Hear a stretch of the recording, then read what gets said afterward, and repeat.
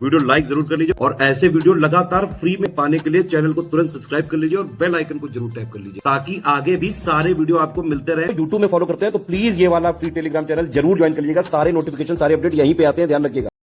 Hello दोस्तों, आप सारे व्यूअर्स का बहुत बहुत स्वागत है एक बार फिर से। जून मंथ 2023 का प्रीलिम स्पेशल करंट अफेयर यहाँ पर हम पूरा डिस्कस करेंगे। स्टडी फॉर सिविल सर्विस का कोई भी पेड ग्रुप आप ज्वाइन करना चाहते हैं तो इन गिवन नंबर्स पर कॉल करके व्हाट्सएप करके अधिक जानकारी प्राप्त कर सकते हैं। एग्रीमेंट सेक्शन हम लोग करेंगे। सबसे पहला एग्रीमेंट यूनाइटेड किंगडम और यूएस के बीच, यूएस और यूके के बीच ये समझौता हुआ है ब्रिटिश प्रधानमंत्री की अमेरिका यात्रा के दौरान। अटलांटिक डिक्लेरेशन इसको कहा जा रहा है। तो सबसे पहला सवाल बनता है कि अटलांटिक डिक्लेरेशन में शामिल दो देशों के नाम आपको दे सकते हैं। 4 ऑप्शन में दो पेयर कई हो सकते हैं, आपको सही चूज करना है। यूके और यूएस के बीच ये समझौता है, अटलांटिक घोषणा या फिर अटलांटिक डिक्लेरेशन। अटलांटिक डिक्लेरेशन के तहत दोनों देश यानी यूके और यूएस विशेष संबंध मजबूत करना चाहते हैं।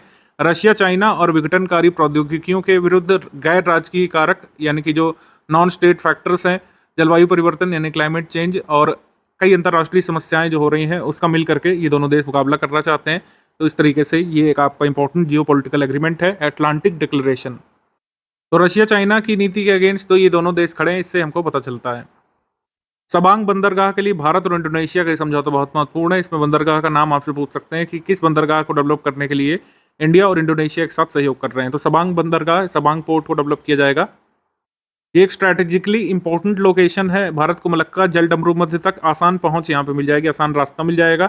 इंडोनेशिया और मलेशिया के बीच समुद्र का एक संकीर्ण भाग में पड़ता है ये आपका सबांग, और मलेशिया और इंडोनेशिया के बीच पड़ने के साथ साथ दुनिया के समुद्री व्यापार मार्गों पर मौजूद 6 महत्वपूर्ण चेक पॉइंट्स में से एक में ये सबांग पड़ता है। थोड़ा सा इसका आपको मैप में जरूर देखना चाहिए। ये इंडोनेशिया के आइलैंड्स हैं, यहाँ पर मलेशिया है, ठीक है। तो यहाँ पर आपको स्ट्रेट ऑफ मलक्का यहाँ पर देखने को मिल रहा है। तो इस तरीके से यहाँ पर पड़ता है सबांग पोर्ट, जो कि एक इंपॉर्टेंट लोकेशन है। तो इसलिए भारत और इंडोनेशिया इस पर सहयोग कर रहे हैं। यूनाइटेड नेशंस में पहली ऐसी ट्रीटी शामिल की गई है जिससे मरीन लाइफ को प्रोटेक्ट किया जाएगा। First ever United Nations treaty to protect marine life in the deep sea. Deep sea को हम ऑलरेडी बहुत सालों तक इग्नोर करते रहे हैं, लेकिन सस्टेनेबल डेवलपमेंट गोल्स में भी इसकी बात की गई है। मरीन लाइफ को हमको प्रोटेक्ट करना है। तो खुले समुद्र में समुद्री जीवन की रक्षा के लिए ये पहली संधि ऐसी है जिसको अंगीकार किया गया है। डेट बड़ी महत्वपूर्ण हो जाएगी, इसलिए 20 जून 2023 को अंगीकार किया गया है इसको, यानी अडॉप्ट किया गया है। और इसमें कहा गया है कि 20 सितंबर 2023 को जब संयुक्त राष्ट्र महासभा यानी कि यूनाइटेड नेशंस असेंबली की जब बैठक होगी, उसमें सभी वैश्विक नेता भाग लेंगे। तो उस दौरान हस्ताक्षर के लिए प्रस्तुत की जाएगी। अगर 60 से अधिक देशों ने इसकी पुष्टि कर दी तो ये प्रभाव में आ जाएगी, यानी कि इन्फोर्स हो जाएगी।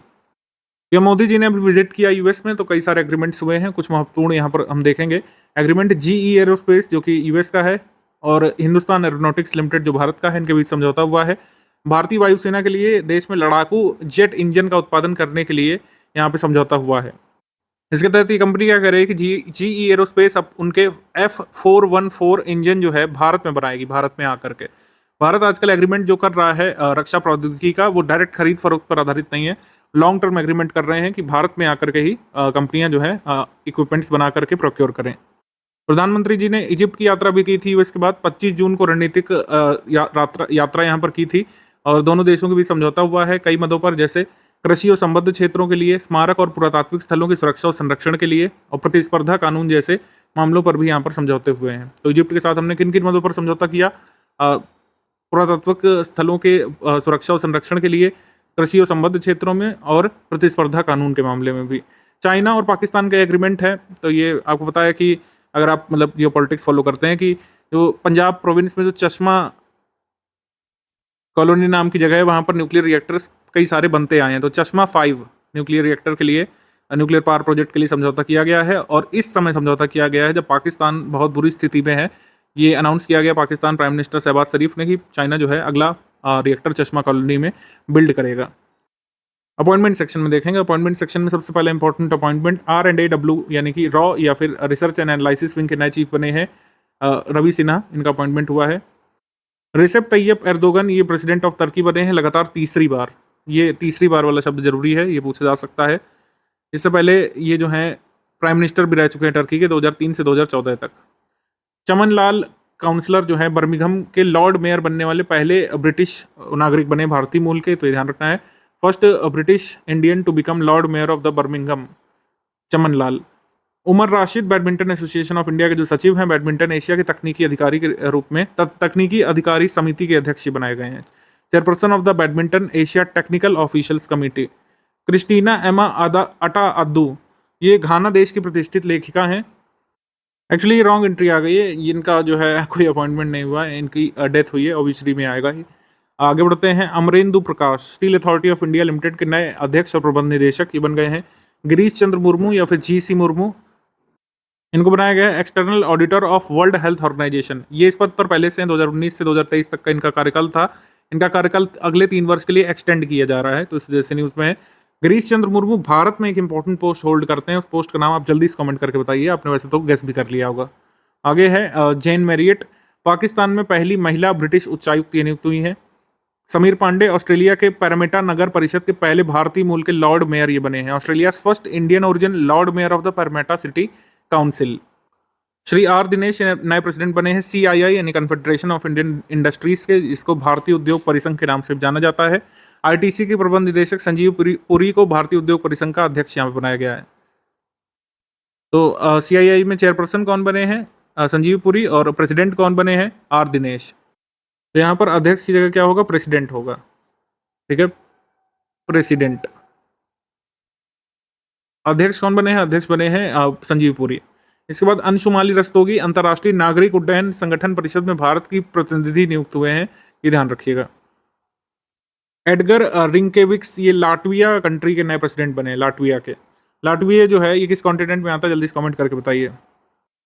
पेट्री ओरपे नए प्राइम मिनिस्टर बने हैं फिनलैंड के, पेट्री ओरपे। संजय स्वरूप ये कंटेनर कॉर्पोरेशन ऑफ इंडिया के अध्यक्ष और प्रबंध निदेशक बने हैं।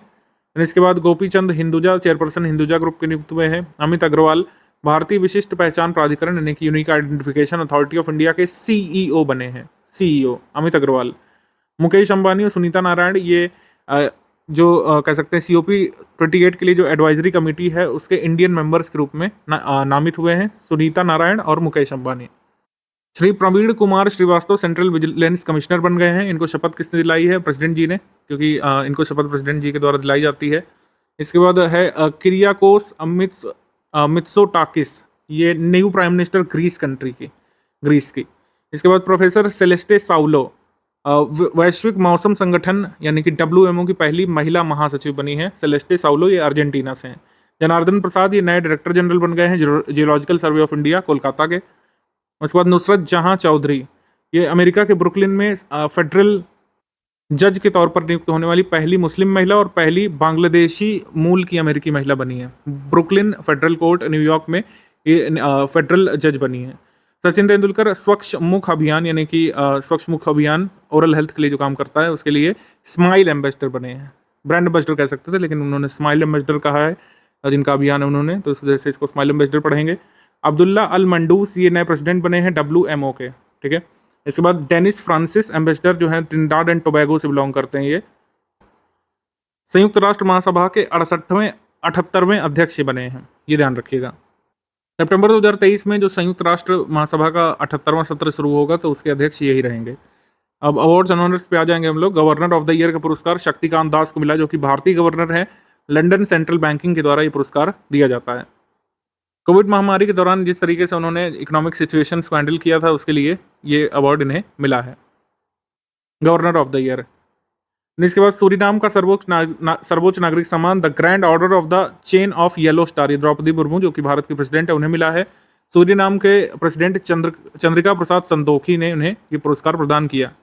सूरीनाम की यात्रा पर थी द्रौपदी मुर्मू, तो इस तरीके से उन्हें ये पुरस्कार मिला है और ये पहली भारतीय हैं जिन्हें ये अवार्ड मिला है, सूरीनाम का सर्वोच्च नागरिक सम्मान।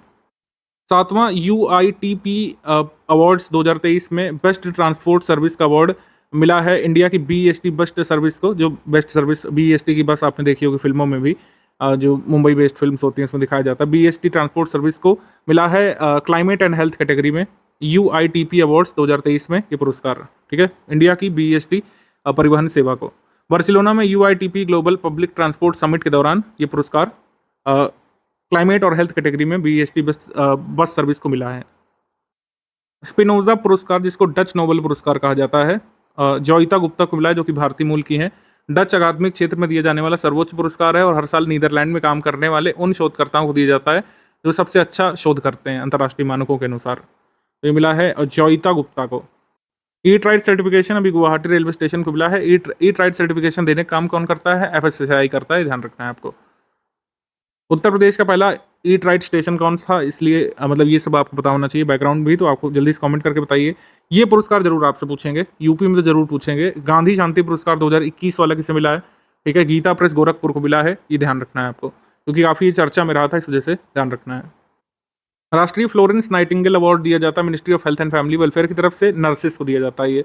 तो हम केवल उन नर्सेस की बात करेंगे, उत्तराखंड की नर्स, यूपी की, बिहार की नर्सेस। तो यूपी किसी नर्स को मिला नहीं है। 2022 में नर्स मिस मंजू कायरा को मिला है, जो कि उत्तराखंड से बिलोंग करती हैं, और ANM मिस गायत्री कुमारी को, जो कि शेखपुरा बिहार से बिलोंग करती हैं, उन्हें ये पुरस्कार मिला है। तो ये ध्यान रखिएगा। इसके बाद ओलंपिक ऑर्डर, डॉक्टर टेड्रोस गेब्रियासिस जो है, टेड्रोस अदनोम गेब्रियासिस, वैश्विक स्वास्थ्य संगठन यानी कि वर्ल्ड हेल्थ ऑर्गेनाइजेशन के जो DG डायरेक्टर जनरल हैं, उन्हें मिला है इंटरनेशनल ओलंपिक कमेटी के द्वारा। अब आप सोच रहे होंगे कि हेल्थ से और स्पोर्ट्स अवार्ड से क्या लेना देना। तो टेड्रोस गेब्रियासिस को अवार्ड मिला है ओलंपिक ऑर्डर, इसलिए क्योंकि उन्होंने टोक्यो ओलंपिक 2020 को सक्सेसफुली कंडक्ट कराया था, कोविड के चलते हुए भी। यूरोपियन एसे प्राइज 2023 अरुंधति रॉय को मिला है चार्ल्स व्हीलन फाउंडेशन की तरफ से, चार्ल्स व्हीलन फाउंडेशन की तरफ से। डैग हैमस्कोल्ड मेडल, ये शिशुपाल सिंह हेड कांस्टेबल को, सांवला राम बिश्नोई को और तो ताहिर अली को ये मिला है यूएन की तरफ से। ये सभी जो नाम मैंने गिनाए, ये सब ड्यूटी पर बलिदान देने वाले पीस कीपर्स थे, शांति सैनिक इनको कहा जाता है, जो कि अलग अलग मिशंस में, अलग अलग देशों में भारत की तरफ से नियुक्त किए जाते हैं। तो संयुक्त राष्ट्र में भारत की जो स्थायी प्रतिनिधि हैं रुचिरा कंबोज, उन्होंने इनकी तरफ से ये अवार्ड प्राप्त किया था, डैग हैमस्कोल्ड मेडल।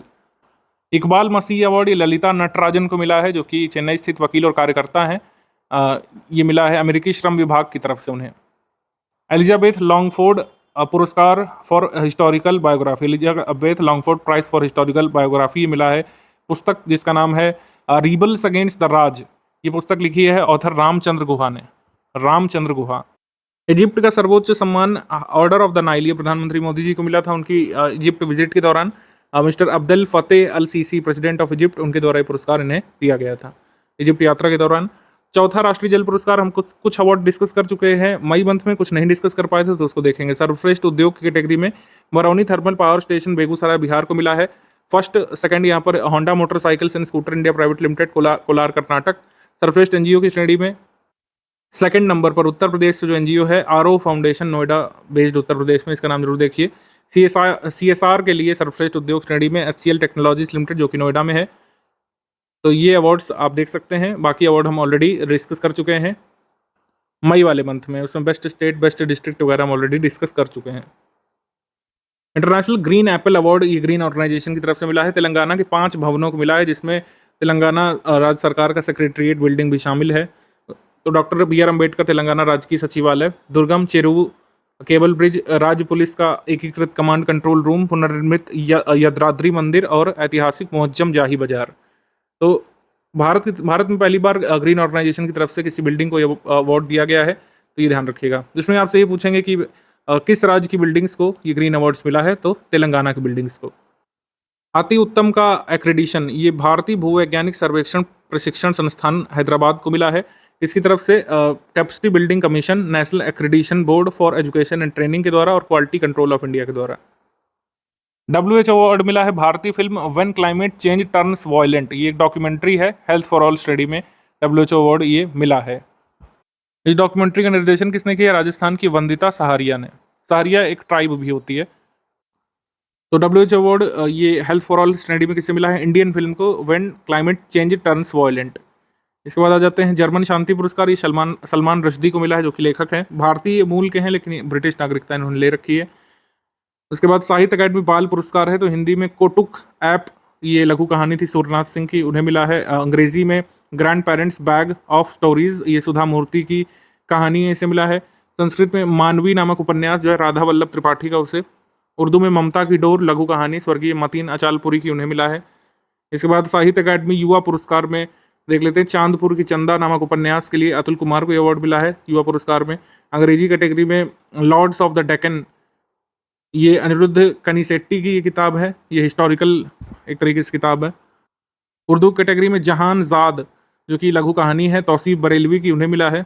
और इंग्लिश में ये हमने बता दिया, मतलब जो जरूरी है, जैसे संस्कृत में आया नहीं है युवा पुरस्कार, तो हम इसको बाद में देखेंगे, तो ये आप ध्यान रख सकते हैं। वैसे तो साहित्य अकेडमी के मेन अवार्ड जो विंटर्स में आते हैं वो जरूरी होते हैं। सिल्वर स्कॉच अवार्ड देख लेते हैं इसमें, हालांकि स्कॉच की स्पेलिंग ये गलत लिखी है, स्कॉच की स्पेलिंग ये होगी। स्कॉच अवार्ड सिल्वर अवार्ड मिला है animal husbandry and fisheries department Chandigarh को। तो विभाग को यह अवार्ड मवेशियों के इलाज के कंप्यूटरीकृत मेडिकल रिकॉर्ड मेंटेन करने के लिए ई गवर्नेंस के संवर्धन के लिए इन्हें दिया गया है। देश में अपनी तरह की पहली परियोजना है जिसमें मवेशियों के इलाज के डिजिटल रिकॉर्ड्स रखे जाते हैं। Animal husbandry and fisheries department Chandigarh को स्कॉच सिल्वर अवार्ड मिला है। इसके बाद कांस फिल्म फेस्टिवल, ये देख लीजिए, इसमें जो बैलेट, ये जो है ना, ये वाला पुरस्कार पाम डियोर का, ये बहुत पूछा जाता है हमारे एग्जाम में। Palm Dior award for best picture, सबसे पहले इसी को देख लेते हैं। एनाटॉमी ऑफ अ फॉल इस फिल्म को मिला है, जिसके डायरेक्टर हैं जस्टिन ट्रुइट। और सर्वश्रेष्ठ अभिनेता कोजी याकुशो हैं परफेक्ट डेज नामक फिल्म के लिए। सर्वश्रेष्ठ अभिनेत्री मर्व धिक्कार हैं अबाउट ड्राई ग्रास नामक फिल्म के लिए। सर्वश्रेष्ठ निर्देशक के लिए अवार्ड मिला है ट्रान अन हंग को, उनकी फिल्म है जिसको उन्होंने डायरेक्ट किया, ला पैशन डे डॉदिन बाउफेंट। और सर्वश्रेष्ठ फिल्म का पाम डियोर आपको बताई दिया पहले ही, एनाटॉमी ऑफ अ कॉल, जो सबसे ज़्यादा जरूरी है। आगे हम लोग देखेंगे 23वां भारतीय फिल्म अकादमी पुरस्कार, जिसको आईफा अवार्ड बोलते हैं। सर्वश्रेष्ठ फिल्म इसमें रही थी दृश्यम 2, काफ़ी अच्छी फिल्म। बेस्ट एक्टर कैटेगरी में ऋतिक रोशन को विक्रम वेदा का जो हिंदी वर्जन आया था उसके लिए, रीमेक जो हुआ था फिल्म का। बेस्ट एक्ट्रेस आलिया भट्ट गंगूबाई काठियावाड़ी नामक फिल्म के लिए। बेस्ट डायरेक्टर का अवार्ड आर माधवन को Rocketry The Nambi Effect film के लिए। Outstanding achievement award in regional cinema Riteish Deshmukh और उनकी वाइफ जिनेलिया डिसूजा को। Outstanding achievement award in Indian cinema यानी हिंदी के इतर तो कमल हासन को। बेस्ट एक्टर बेस्ट फिल्म ही इसमें जरूरी होती है, ये आप देख लीजिए एक बार। बेस्ट फिल्म दृश्यम 2 है आईफा अवार्ड में, ये मेन हाईलाइट है इस पूरे अवार्ड फंक्शन की। बुक्स एंड ऑथर में देख लेते हैं, ज़्यादा बुक्स इस बार है नहीं, केवल 3 बुक्स हैं। भारत के वित्त मंत्री finance ministers of India from independence to emergency, ये किताब लिखी है ए के भट्टाचार्य ने, जो कि एक जर्नलिस्ट हैं। Ring side up close and personal on India and beyond, ये किताब है डॉक्टर विजय दर्दा की। इस पुस्तक का विमोचन प्रसिद्ध लेखक और कांग्रेस सांसद जो हैं केरल से शशि थरूर उन्होंने किया है। The power of one thought, ये बी के शिवानी किताब है, जल्द छपेगी। इंपॉर्टेंट डेट्स और थीम देख लेते हैं। वर्ल्ड मेंस्ट्रुअल हाइजीन डे, ये आपका 28 मई को होता है। अंतर्राष्ट्रीय माउंट एवरेस्ट दिवस, माउंट एवरेस्ट दिवस उसी दिन मनाया जाता है जब सबसे पहले 2 व्यक्तियों ने इस पर चढ़ाई की थी। एडमंड हिलैरी, न्यूजीलैंड के सर एडमंड हिलैरी, और नेपाल के तेंजिंग नोर्गे शेरपा द्वारा जब माउंट एवरेस्ट को फतह किया गया था सबसे पहले 1953 में, उसकी याद मनाया जाता है। 2008 से ये इंटरनेशनल माउंट एवरेस्ट डे मनाने की शुरुआत हुई थी। आगे है United Nations international day of peace keepers, ये जो है 29 मई को मनाया जाता है। इसकी थीम थी peace begins with me. Hindi journalism day, Hindi पत्रकारिता दिवस, ये 30 मई को होता है। हिंदी पत्रकारिता दिवस इसलिए बनाते हैं क्योंकि 30 मई 1826 को ही पंडित जुगल किशोर ने उदंत मार्तंड की शुरुआत की थी, जो कि पहला जो है हम लोग कह सकते हैं हिंदी पत्र माना जाता है। दैनिक नहीं था, साप्ताहिक था। उदंत मार्तंड, ये इसके बारे में लोग हिस्ट्री में पढ़ते हैं। इसके बाद वर्ल्ड मल्टीपल स्क्लेरोसिस डे, ये 30 मई को। गोवा स्टेटहुड डे 30 मई को होता है। वर्ल्ड नो टोबैको डे या तंबाकू निषेध दिवस 31 मई को होता है। ग्रो फूड नॉट टोबैको, ये इस बार थीम थी। इसके बाद वर्ल्ड मिल्क डे 1 जून को होता है। एंजॉय डेयरी इस बार इसकी थीम थी। ग्लोबल डे ऑफ पेरेंट्स, ये 1 जून को होता है। 6वां वर्ल्ड बाइसिकल डे, ये 3 जून को होता है। 2018 शुरुआत हुई थी, 6 है। वैश्विक पर्यावरण दिवस बहुत जरूरी है क्योंकि एक तरीके से इस बार हमने अपना 50वां वैश्विक पर्यावरण दिवस मनाया। 1973 से इसके मनाए जाने की शुरुआत हुई थी। 5 जून को मनाया जाता है और विभिन्न राज्य सरकारों ने इसके लिए विभिन्न काम किए। जैसे 5 जून 2023 को पर्यावरण दिवस के अवसर पर केरल में देवांकनम चारुहितम यानी कि भगवान के सुंदर हरे निवास नाम की परियोजना का उद्घाटन किया गया। यह परियोजना पूरे केरल में चलेगी, मंदिरों को शामिल करेगी और यहाँ पर मंदिरों के आसपास हरियाली बढ़ाई जाएगी। इस परियोजना का प्राथमिक उद्देश्य मंदिरों के चारों ओर हरित वातावरण में सुधार करना है। वैश्विक पर्यावरण दिवस के अवसर पर मोदी जी ने अमृत धरोहर और मिष्टी स्कीम, जो कि बजट में इस साल अनाउंस की गई थी, उनका ऑफिशियली यहाँ पे लॉन्च किया। ये यहाँ पे पता होना चाहिए, जैसे अमृत धरोहर और मिष्टी। मिष्टी का मतलब यहाँ पर क्या है? मिष्टी का फुल फॉर्म जरूरी है mangroves initiatives for coastline habitat and tangible income. ये स्कीम एम करती हैं रिजनरेट और प्रोटेक्ट करना इंडिया के वेटलैंड्स को, मैंग्रोव्स को, और कंट्रीब्यूट करना जिससे ग्रीन फ्यूचर और ग्रीन इकोनॉमी की तरफ हम लोग बढ़ सकें।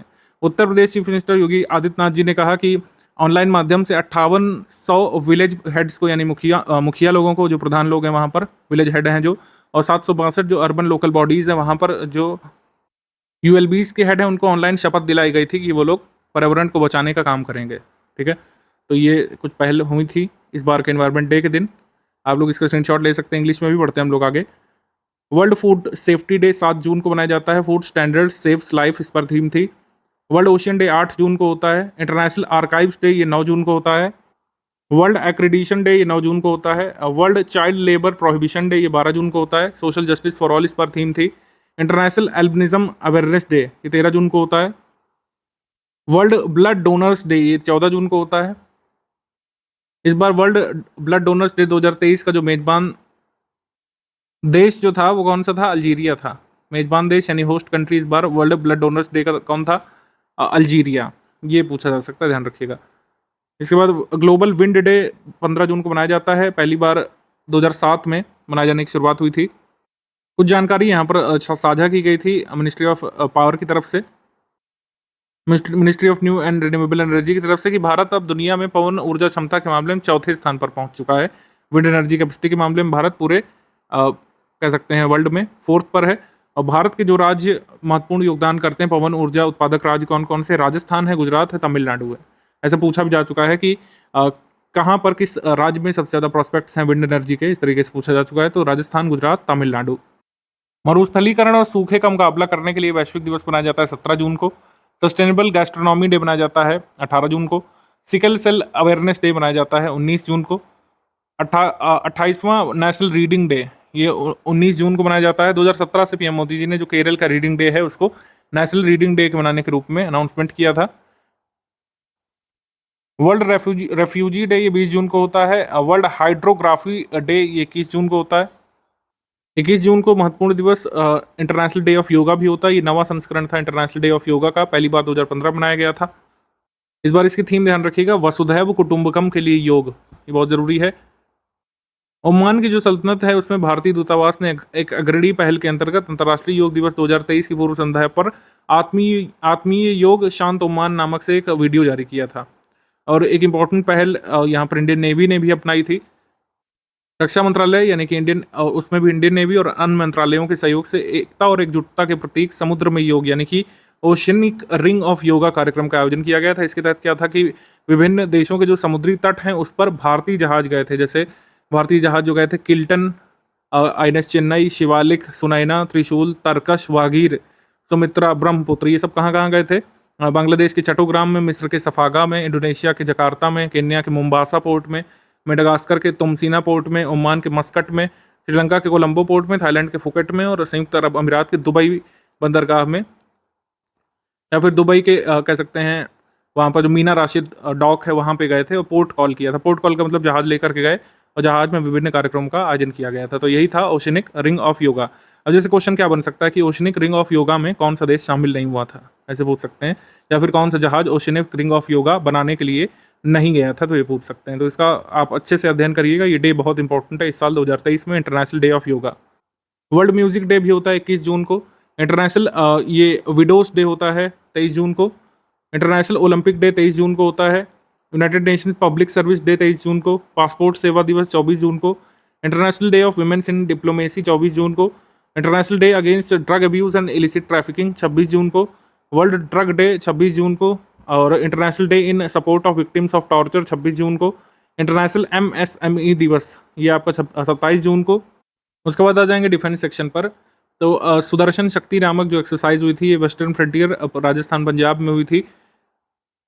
इसको कंडक्ट किया था भारतीय सेना ने, भारतीय सेना की सप्त शक्ति कमांड ने। मल्टीलेटरल एक्सरसाइज नहीं थी, यानी कि भारत की अपनी सेना ने अपनी कमांड के साथ किया था, किसी विदेशी सेना के साथ नहीं। तो ये कहाँ पे हुआ था ये पूछ सकते हैं। तो राजस्थान पंजाब में हुआ था सुदर्शन शक्ति, ऐसे ही पूछते हैं। जब किसी भी अभ्यास में कोई अन्य देश नहीं शामिल होता, भारत में ही वो अभ्यास होता है, तो जगह का नाम पूछा जाता है।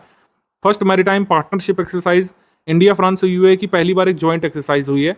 भारत, फ्रांस और यूएई के बीच समुद्री अभ्यास यहाँ पे हुआ था। इसका पहला संस्करण गल्फ ऑफ ओमान में। तो यही पूछेंगे कि जो ये इंडिया, फ्रांस और यूएई का अभ्यास कहाँ पे हुआ, ये गल्फ ऑफ ओमान में हुआ। उससे अधिक पूछ सकते हैं कि भारत के किस शिप ने पार्टिसिपेट किया, तो आईएनएस तरकश ने, INS Tarkash. Multinational joint exercise Khaan Quest, ये मंगोलिया में हुआ था और ये एक बहुराष्ट्रीय एक्सरसाइज है। 20 से अधिक देशों ने इसमें पार्टिसिपेट किया था, भारत ने भी इसमें पार्टिसिपेट किया। भारत की तरफ से गढ़वाल राइफल्स की एक टुकड़ी ने भाग लिया था इसमें। मंगोलिया ने इसको आयोजित किया था। Fourth multilateral naval exercise Komodo. Komodo ये भी मल्टीलेटरल एक्सरसाइज है, इसमें भारत की तरफ से भाग लिया था आईएनएस सतपुड़ा ने, आईएनएस सतपुड़ा। तो कोमोडो जो है इसको आयोजित किसने किया था? इंडोनेशिया की नौसेना ने। 47 करीब कंट्रीज ने भाग लिया। भारत की तरफ से जो जहाज इसमें गया था वह था आईएनएस सतपुड़ा। इसके बाद NATO air exercise air defender. 25 करीब नाटो कंट्रीज और अन्य साझेदार देशों ने इसमें पार्टिसिपेट किया था। इंडिया ने इसमें पार्टिसिपेट नहीं किया एयर डिफेंडर में। ये नॉर्थ सी, बाल्टिक सी और सदर्न जर्मनी में हुआ था। ASEAN first joint military exercise ये आपका साउथ नाटुना सी इंडोनेशिया में बाली के पास हुआ था। एक्चुअली हुआ नहीं था, इसमें जो है सहमति व्यक्त की कि आगे होगा। ये प्रस्तावित है इसी साल 18 से 25 सितंबर के बीच साउथ चाइना वाटर्स में ये होगा एक तरीके से। तो इसके लिए प्रस्ताव अभी पारित किया गया है। आसियान का पहला ज्वाइंट मिलिट्री एक्सरसाइज होगा। अभी तक आसियान देश मिलिट्री एक्सरसाइज नहीं करते थे, तो ये कहा गया सितंबर में आसियान कंट्रीज पहली बार मिलिट्री एक्सरसाइज भी करेंगे। एक्विरिन नामक अभ्यास ये चौबटिया उत्तराखंड में हुआ था। एक्विरिन अभ्यास हम एक किसके साथ करते हैं? मालदीव के साथ करते हैं, ध्यान रखिएगा। आईएनएस त्रिशूल ने डरबन विजिट किया है, डरबन में यानी कि साउथ अफ्रीका में। तो 6 से 9 जून तक ये आईएनएस त्रिशूल डरबन की यात्रा पर था, सद्भावना यात्रा पर, ये ध्यान रखिएगा। मिग 21 विमान की उड़ान पर अस्थायी रोक लगाई गई। अब मिग 21 का यूज़ भारत मतलब ये जो है हमारी फोर्सेस नहीं करेंगी, एयरफोर्स, क्योंकि लगातार इससे एक्सीडेंट्स हो रहे हैं।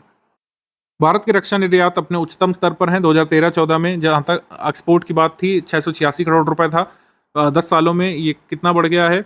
ये बढ़ गया करीब 23 गुना, 16,000 करोड़ रुपए ये पहुंच गया है, यानी करीब 23x यहाँ पर वृद्धि की गई है। तो यहाँ बताया गया था 2026 तक 40,000 करोड़ रुपए के रक्षा उपकरणों का निर्यात करने का लक्ष्य भारत का। डिफेंस एक्सपोर्ट को तेजी से बढ़ाने का लक्ष्य है इंडिया का। Simultaneous exercise of 2 carrier battle groups by India. Malacca जलडमरूबंद से लेकर फारस की गाड़ी तक भारतीय नौसेना के 2 लड़ाकू विमान और फ्रंटलाइन युद्धपोत पनडुब्बियां ये सब शामिल हुए थे। तो मतलब आपस में ही एक तरीके से मेगा ऑपरेशन के रूप में अभ्यास कर रहे थे। भारत के 2 बैटल ग्रुप आपस में अभ्यास कर रहे थे मलक्का स्ट्रेट और पर्शियन गल्फ में। तो चाइना का जो बढ़ता इंटरफेरेंस है या ग्रोइंग प्रेजेंस है उसको टैकल करने के लिए या फिर ये दर्शाने के लिए कि हमारा भी प्रेजेंस है, इस तरीके के अभ्यास कई सारे कंट्रीज करते रहते हैं। एक्सरसाइज रण विजय ये कमांड हेडक्वार्टर्स प्रयागराज में हुई थी 16 से 23 जून के बीच, यूबी हिल्स में और central air command area of responsibility में। तो ये हुआ था एक्सरसाइज रण विजय। आगे है कि भारतीय नौसेना का चौथा बड़ा सर्वेक्षण पोत संशोधक लॉन्च कर दिया गया है कटुपल्ली, चेन्नई में। भारतीय नौसेना के LNT GRSC द्वारा निर्मित किए जा रहे सर्वे वीजल, बड़ा सर्वे वीजल है जो है सर्वेक्षण पोत संशोधक, इसको लॉन्च कर दिया गया है। तो संशोधक बेसिकली क्या है? ये एक सर्वे वीजल है, सर्वेक्षण पोत है, ध्यान रखिएगा। उसके बाद है कि अमेरिका से प्रीडेटर ड्रोन के लिए भारत ने खरीद मंजूर कर दी है। अभी ये कब हुआ? नरेंद्र मोदी जी की चाइना विजिट के दौरान ही, माफ कीजिएगा US विजिट के दौरान ही ये मंजूर हुआ। ये काफ़ी बड़ा एग्रीमेंट है, 24,000 करोड़ रुपए का यहाँ पर एग्रीमेंट है। 24,000 करोड़ रुपए से 30 प्रीडेटर ड्रोन भारत खरीदने वाला है। ये कौन से ड्रोन है ये पूछ सकते हैं। MQ-9B प्रीडेटर ड्रोन भारत खरीदेगा। MQ-9B के 2 वेरिएंट होते हैं जो ये बेचता है, एक स्काई गार्जियन है, एक सी गार्जियन है। समेकित सिमुलेटर परिसर ध्रुव का उद्घाटन किया गया है। ये कहाँ पे किया गया है? कोच्चि में। इंटीग्रेटेड सिमुलेटर कॉम्प्लेक्स ये कहाँ पे अभी जो है इनॉग्रेट किया गया है रक्षा मंत्री के द्वारा? कोच्चि में। ये ध्यान रखिएगा, बस इतना ही जरूरी है। जून मंथ में 4th जनरेशन 2000 किलोमीटर रेंज वाली बैलिस्टिक मिसाइल खाइबर को अनवील किया था ईरान ने। तो खाइबर मिसाइल ये किसकी है? ईरान की है। 4th जनरेशन उनकी मिसाइल है। इसकी रेंज करीब 2000 किलोमीटर है, स्ट्राइक रेंज। और ये तरल ईंधन वाली बैलिस्टिक मिसाइल है, liquid fuelled ballistic missile, Iran की खाइबर। आईएनएस विक्रांत जो हमारा एयरक्राफ्ट कैरियर है, इसमें एक सक्सेसफुल लैंडिंग कराई गई थी लड़ाकू विमान की। मिग 29 फाइटर एयरक्राफ्ट जो है इसकी नाइट लैंडिंग कराई गई थी आईएनएस विक्रांत पे, ये सक्सेसफुल रहा था। मिसाइल कॉर्बेट आईएनएस किरपान जो है ये इंडिया ने गिफ्ट में दे दिया है। किस कंट्री को गिफ्ट में दिया है? वियतनाम को, ध्यान रखना है। आईएनएस किरपान खोखरी रेंज का एक युद्ध पोत है, यानी कि एक फ्रिगेट है जिसको हमने वियतनाम को सौंप दिया है उपहार स्वरूप। इन सर्विस मिसाइल कॉर्बेट उपहार स्वरूप हमने किसको सौंपा है? वियतनाम को, ये ध्यान रखिएगा। इंडिजिनस हैवी वेट टॉर्पीडो जिसका नाम वरुणास्त्र है, इसको अभी सक्सेसफुली टेस्ट किया गया है। ये एक एंटी सबमरीन टॉर्पीडो है। देखिए जब मैं यहाँ पर फोकस करता हूँ ना अंडरलाइन, तो ये जरूरी है। जैसे इसमें ये पूछेंगे कि वरुणास्त्र इज वॉट, क्या ये ड्रोन है, क्या ये जो है आपका मिसाइल है कोई, या फिर जो है लड़ाकू विमान है, क्या है ये? एक एंटी सबमरीन टॉर्पीडो है, ध्यान रखना है। इसको वाराणसी को रक्षा अनुसंधान विकास संगठन यानी डीआरडीओ के अंतर्गत जो वाइजैक में नौसेना विज्ञान और तकनीकी प्रयोगशाला है उसने डिजाइन और विकसित किया है। कुल मिलाकर डीआरडीओ ने इसको डेवलप किया है और इसको भारत डायनामिक्स द्वारा मैन्युफैक्चर किया गया है। मतलब डिजाइन किया डीआरडीओ ने, मैन्युफैक्चर किया भारत डायनामिक्स लिमिटेड ने, ध्यान रखिएगा।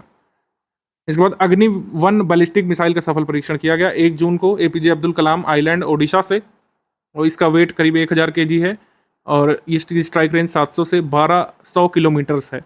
इस मिसाइल को डीआरडीओ ने डेवलप किया है और ये सरफेस टू सरफेस मिसाइल है अग्नि-1। भारत अमेरिका रक्षा त्वरित पारिस्थितिकी तंत्र यानी कि India US defence accelerated ecosystem को लॉन्च किया गया था वॉशिंगटन में, और काफ़ी बड़ा एग्जीबिशन यहाँ पे लगाया गया था एक तरीके से। तो ये ध्यान रखिएगा कहाँ पे लगा था, वॉशिंगटन में।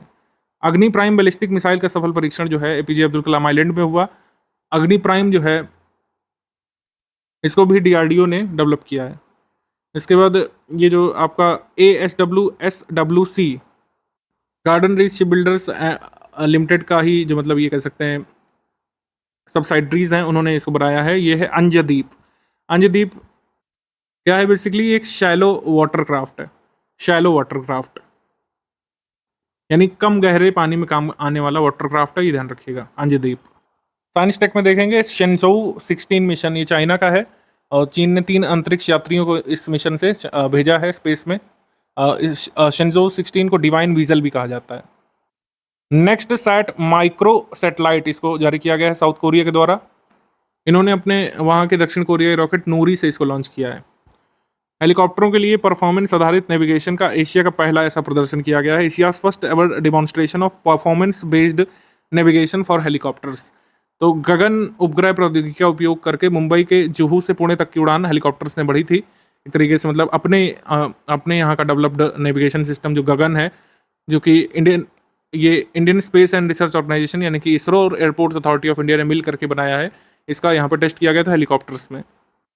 उत्तर कोरिया का पहला जासूसी उपग्रह प्रक्षेपण विफल हो गया है। उत्तर कोरिया ने एक जासूसी उपग्रह का प्रक्षेपण किया था लेकिन वो विफल हो गया क्योंकि जो रॉकेट का सेकंड फेज था फ्यूल का, वो इग्नाइट नहीं हो पाया।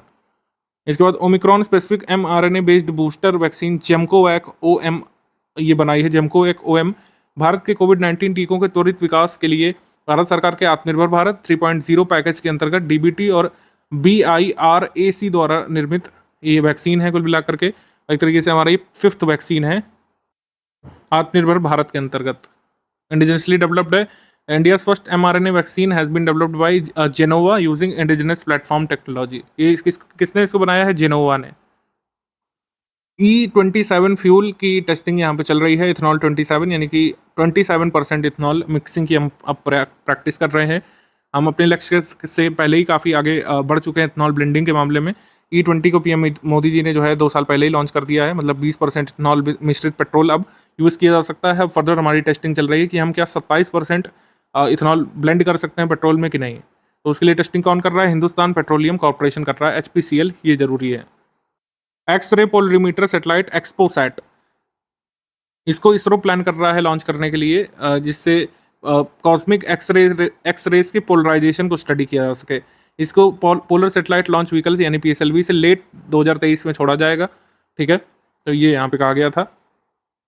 भारत ने आर्टेमिस समझौते को यहाँ पर साइन कर लिया है। मैंने कहा कि सीरीज ऑफ एग्रीमेंट यहाँ पर देखने को मिलेंगे आपको, तो ये भी पीएम मोदी जी के विजिट के दौरान ही हुआ था या फिर उसके आसपास। भारत ने आर्टेमिस अकॉर्ड पर हस्ताक्षर कर दिए हैं और 28 कंट्रीज अब इसकी सिग्नेटरीज करीब हैं। इसके तहत क्या होना है कि एक शेयर्ड विजन है स्पेस एक्सप्लोरेशन का, जिसको बेनिफिट ऑफ मैनकाइंड के लिए यूज़ किया जाएगा। गगनयान रिकवरी ट्रेनिंग प्लान यहाँ पे हुआ था INS गरुड़ में, कोच्चि में। गगनयान को हर हाल में 2023 के अंत तक लॉन्च करने की योजना है। तो इस तरीके से ये है, तो 2023 में सारी तैयारी पूरी करने की योजना है, जिससे 2024 में गगनयान मिशन को लॉन्च किया जा सके। गगनयान ऑलरेडी लेट है कोविड की वजह से। गगनयान का पहले प्लान था 2022, लेकिन अभी प्लान हो चुका है 2024 का। Asia's first sub sea research laboratory, MIT world peace university Pune ने Asia's first sub sea research laboratory का यहाँ पे विकास किया है। इसके बाद ऑटोनोमस फ्लाइंग टैक्सी का पहला परीक्षण यहाँ पे इजराइल ने किया है। ये फ्लाइंग टैक्सी कुछ अलग नहीं बल्कि ये एक तरीके के पैसेंजर ड्रोन्स ही होंगे, एक तरीके से बड़े बड़े ड्रोन होंगे जिसमें लोग भी बैठ करके जा सकें। तो इसका परीक्षण जो है इजराइल ने इनिशियल टेस्ट इसका कंडक्ट किया है। विश्व का प्रथम मल्टी सेंसर पृथ्वी अवलोकन उपग्रह आईआईटी मद्रास ने इसको डेवलप किया है। इसको हालांकि अभी नहीं लॉन्च किया जाएगा, 2024 में इसको लॉन्च किया जाएगा दृष्टि मिशन के तहत। स्पेस टेक स्टार्टअप गैलेक्सी के साथ मिलकर के world first multi sensor earth observation satellite IIT Madras ने डेवलप किया है।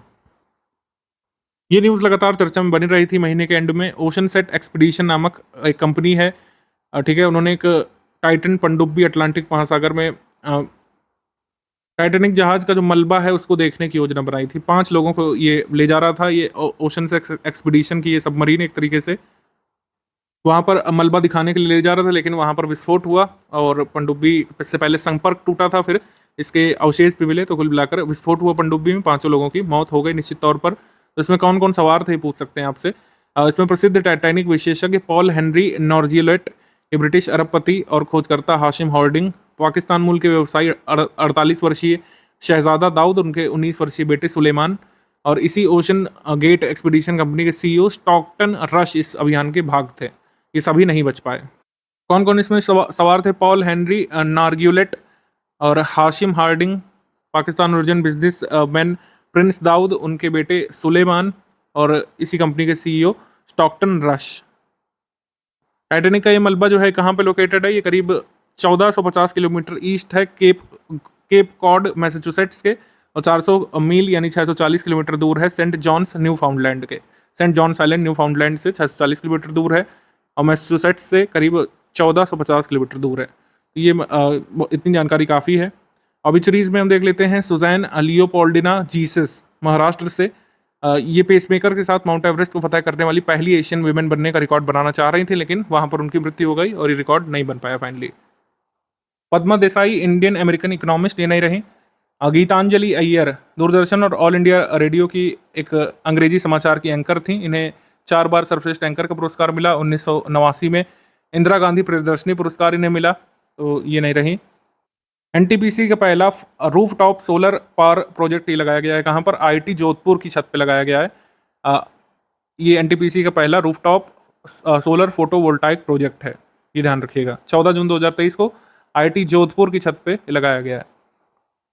इसके बाद हम देखेंगे project Kuber state bank of India का है, जिससे ये अपनी कह सकते हैं सर्विसेज इंप्रूव करना चाहते हैं। कस्टमर सर्विसेज और बैंकिंग सर्विसेज कस्टमर्स के लिए एक्सपैंड करना चाहते हैं। Project Kuber Vigyan Vidushi initiative Tata institute of fundamental research के अंतर्गत आने वाले Bhabha centre for science education ने शुरू किया था। तो इनका कुल मिलाकर उद्देश्य था कि फिजिक्स डिसिप्लिन से जो डॉक्टरेट लेवल में केवल ज़्यादा बॉयज़ की रुचि रहती है, मतलब मेल की रुचि रहती है मेल स्टूडेंट्स की, तो फीमेल स्टूडेंट्स की रुचि भी बढ़ाई जाए इसमें। तो ये था विज्ञान विदुषी, बस इतना ध्यान रखिएगा। इसके बाद first agri SEZ project, agri SEZ project launch किया गया है मिनिस्ट्री ऑफ एजुकेशन के तहत। इसमें गजपति डिस्ट्रिक्ट जो है ओडिशा का एक एस्पिरेशनल डिस्ट्रिक्ट है, उसमें वहाँ पर 30 किसान और 20 छात्र तकनीकी सहायता के लिए गैबोन जाएंगे। गैबोन एक अफ्रीकन कंट्री है, वहाँ पर तकनीकी सहायता प्रदान करने गैबोन को जाएंगे। आउटरीच प्रोग्राम जुलाई लद्दाख या फिर हेलो लद्दाख इसको बोल सकते हैं, इंडियन आर्मी ने इसको शुरू किया है। नौसेना मतलब इसमें क्या करेंगे कुल मिला करके, इंडियन नेवी वहाँ पर जाएगी और वहाँ पर युवाओं को जागरूक करेगी कि इंडियन नेवी में क्या क्या स्कोप है, क्या क्या सर्विसेज वो दे सकते हैं इंडियन नेवी में। इसका आउटरीच प्रोग्राम है जुलाई लद्दाख। जुलाई लद्दाख जो है कहाँ पे होगा, मतलब जुलाई लद्दाख जो है कौन कंडक्ट करेगा ये पूछ सकते हैं आपसे, तो इंडियन नेवी। लद्दाख के युवा इंडियन नेवी में कैसे शामिल हो सकते हैं, इसकी जागरूकता फैलाई जाएगी इस अभियान के तहत। World's largest grain storage capacity programme, इसको अनाउंस किया गया है 31 मई को। दुनिया की सबसे बड़ी अनाज भंडारण क्षमता सृजित करने का एक कार्यक्रम है। 1 लाख करोड़ रुपए का यहाँ पर इन्वेस्टमेंट किया जाएगा। फिलहाल भारत की जो कह सकते हैं खाद्यान्न भंडारण क्षमता है वह कितनी है? ये है 1450 लाख टन, जबकि इसको कितना ले जाना है? 700 लाख टन ले जाना है, यानी कि लगभग 5 गुना बढ़ाना है। तो ये यहाँ पे world's largest grain storage capacity programme शुरू किया गया है। Undersea cable connection project ये जापान, अमेरिका और ऑस्ट्रेलिया ने चलाया है। वहाँ पर जो आइलैंड्स हैं इन कंट्रीज़ के आसपास, जैसे माइक्रोनेशिया है, किरिबाटी है, नौरू है, तो वहाँ पे अंडरग्राउंड केबल ले जाने की योजना है ये। इसके बाद एक्सेलरेटर प्रोग्राम यूनाइटेड नेशंस का है। केरल स्थित एक स्टार्टअप है farmers fresh zone, farmers FZ इसको बोलते हैं। संयुक्त राष्ट्र के खाद्य और कृषि संगठन FAO के द्वारा उनके चलाए जा रहे एक्सेलरेटर प्रोग्राम में स्टार्टअप को शामिल किया गया है। दुनिया भर के 12 स्टार्टअप शामिल किए गए हैं, उसमें से केरल का भी स्टार्टअप है। Mission on advanced and high impact research, इसको विद्युत मंत्रालय और नवीन और नवीकरणीय ऊर्जा मंत्रालय ने शुरू किया है। यही आपसे पूछ सकते हैं। एडवांस और हाई इम्पैक्ट रिसर्च के लिए ये मिशन किसने शुरू किया? Ministry of power, ministry of new and renewable energy ने। इसकी अवधि कितनी है? 5 साल है, 2023-24 से 27-28 तक। तो एनर्जी और पावर सेक्टर में किन टेक्नोलॉजीज का इस्तेमाल किया जा सकता है एनर्जी नीड्स को फुलफिल करने के लिए, वो भी सस्टेनेबल मेथड्स में? इस पर रिसर्च इनोवेशन के लिए ये मिशन है, high impact research. Innovation integration 2.0, cities programme 2.0, इसको आगे बढ़ा दिया गया है 2023 से 2027 तक के लिए। ये सिटीज प्रोग्राम है, इसमें कौन कौन भागीदार होते हैं? आवास और शहरी कार्य मंत्रालय होता है, फ्रेंच डेवलपमेंट एजेंसी होती है, Kreditanstalt für Wiederaufbau ये करके एक निकाय है, वह होता है, यूरोपियन यूनियन है, और national institute of urban affairs है। आगे हम लोग बढ़ते हैं। इंडिया म्यांमार थाईलैंड का जो ट्राइलेटरल प्रोजेक्ट है, IMT project, India Myanmar Thailand का कह सकते हैं ट्राइलेटरल हाईवे प्रोजेक्ट है, जो कि कहाँ कहाँ से गुजरेगा? म्यांमार से गुजरते हुए भारत में मोरेह मणिपुर से, और थाईलैंड में माय साउथ को जोड़ेगा म्यांमार से गुजरते हुए। इसका उद्देश्य कुल मिलाकर जो मेजर सिटीज जैसे इंडिया में कोलकाता, इसको म्यांमार के रास्ते बैंकॉक से जोड़ना है। ये महत्वाकांक्षी प्रयास है, 3 से 4 वर्ष के भीतर इसको पूरा किया जा सकता है। कोलकाता डायरेक्ट किससे जुड़ेगा? बैंकॉक से, म्यांमार के रास्ते होते हुए। कैनाबिस अनुसंधान परियोजना ministry of science and technology और इंडस कैन नामक एक कह सकते हैं फर्म है, उसने शुरू की है। Cannabis research project CSIR IIM Jammu ने शुरू किया है। पहला ऐसा रिसर्च भारत में हो रहा है, और इस रिसर्च का कुल मिलाकर ये होगा कि मतलब भारत का जो पोटेंशियल है कई तरीके के ऐसे क्वालिटी ड्रग्स बनाने में, जो कि न्यूरोपैथी, कैंसर और एपिलेप्सी में काम आ सकते हैं, उनके लिए रिसर्च शुरू किया गया है कैनाबिस रिसर्च प्रोजेक्ट। अमृत सृजन कार्यक्रम शुरू किया गया है, अमृत सृजन अभियान शुरू किया गया है। मेटा और ministry of human and child development ministry ने मिलकर के शुरू किया है। इसका उद्देश्य है भारत में युवाओं को भविष्य के लिए अपनी आकांक्षाओं, सपनों को व्यक्त करने के लिए प्रोत्साहित करना और सशक्त बनाना, उनकी आकांक्षाओं को प्रेरित करना और उनका पोषण करने के साथ साथ ये सुनिश्चित करना कि उनके पास वह समर्थन हो और वो प्रोत्साहन हो जिससे उनके सपने साकार हो सकें, ऐसा करके है। तो इसमें भागीदार कौन है? अमृत सृजन अभियान में मेटा है, ध्यान रखिएगा। राज्य की योजनाएं समिति अभियान देख लेते हैं। साहस इनिशिएटिव ये तेलंगाना सरकार का था। उनका उद्देश्य है कि जो सेक्सुअल हरासमेंट होता है वर्क प्लेस पर, उसको रोका जाए और इसमें पुलिस का सहयोग लिया जाए। ठीक है, राज्य की पुलिस का सहयोग लिया जाए। Involving collaboration between industry bodies and state police force. State police force और इंडस्ट्रियल बॉडीज जो है वो आपस में सहयोग करेंगे, जिससे sexual harassment of work places जो वीमेन का होता है वो रोका जाए। शक्ति स्कीम ये कर्नाटक सरकार ने, नई चुनी गई कर्नाटक सरकार ने इसको लाई है, आपने सुना होगा। इसके तहत फ्री बस सर्विसेज यहाँ पे प्रोवाइड की जा रही हैं ट्रांसजेंडर को और वीमेंस को, और इसके तहत फ्री बस कार्ड भी जल्द ही यहाँ पे अवेलेबल कराया जाएगा। अभी फ्री में बस सर्विसेज यहाँ पे दी जा रही है कर्नाटक के वीमेंस को। ऐसे ही गृह ज्योति योजना भी कर्नाटक सरकार ने यहाँ पे शुरू की है, जो उनके मैनिफेस्टो में था, मुफ्त बिजली प्रदान करना। तो ऐसे ही आपसे पूछें गृह ज्योति जो कर्नाटक सरकार की है उसका उद्देश्य क्या है? क्या वुमेन एम्पावरमेंट है? क्या वुमेन्स को सेल्फ डिफेंस के बारे में जागरूकता दिलाना है? फ्री इंटरनेट देना है या फ्री इलेक्ट्रिसिटी? तो ये फ्री इलेक्ट्रिसिटी के बारे में है, ध्यान रखिएगा। इसके बाद एशिया की सबसे बड़ी महत्वाकांक्षी और ऐतिहासिक क्लस्टर विकास योजना महाराष्ट्र सरकार ने शुरू की है। इसमें टाउनशिप डेवलप की जाएगी और कई सारे लोगों को आवास प्रदान किया जाएगा। ठीक है, तो Asia's largest ambitious historic cluster development project ये थाने में शुरू हुआ है, थाने महाराष्ट्र में। मुँह घरा स्कीम, ये मुँह नाम से आपको पता चल जाता है ओडिशा की स्कीम है।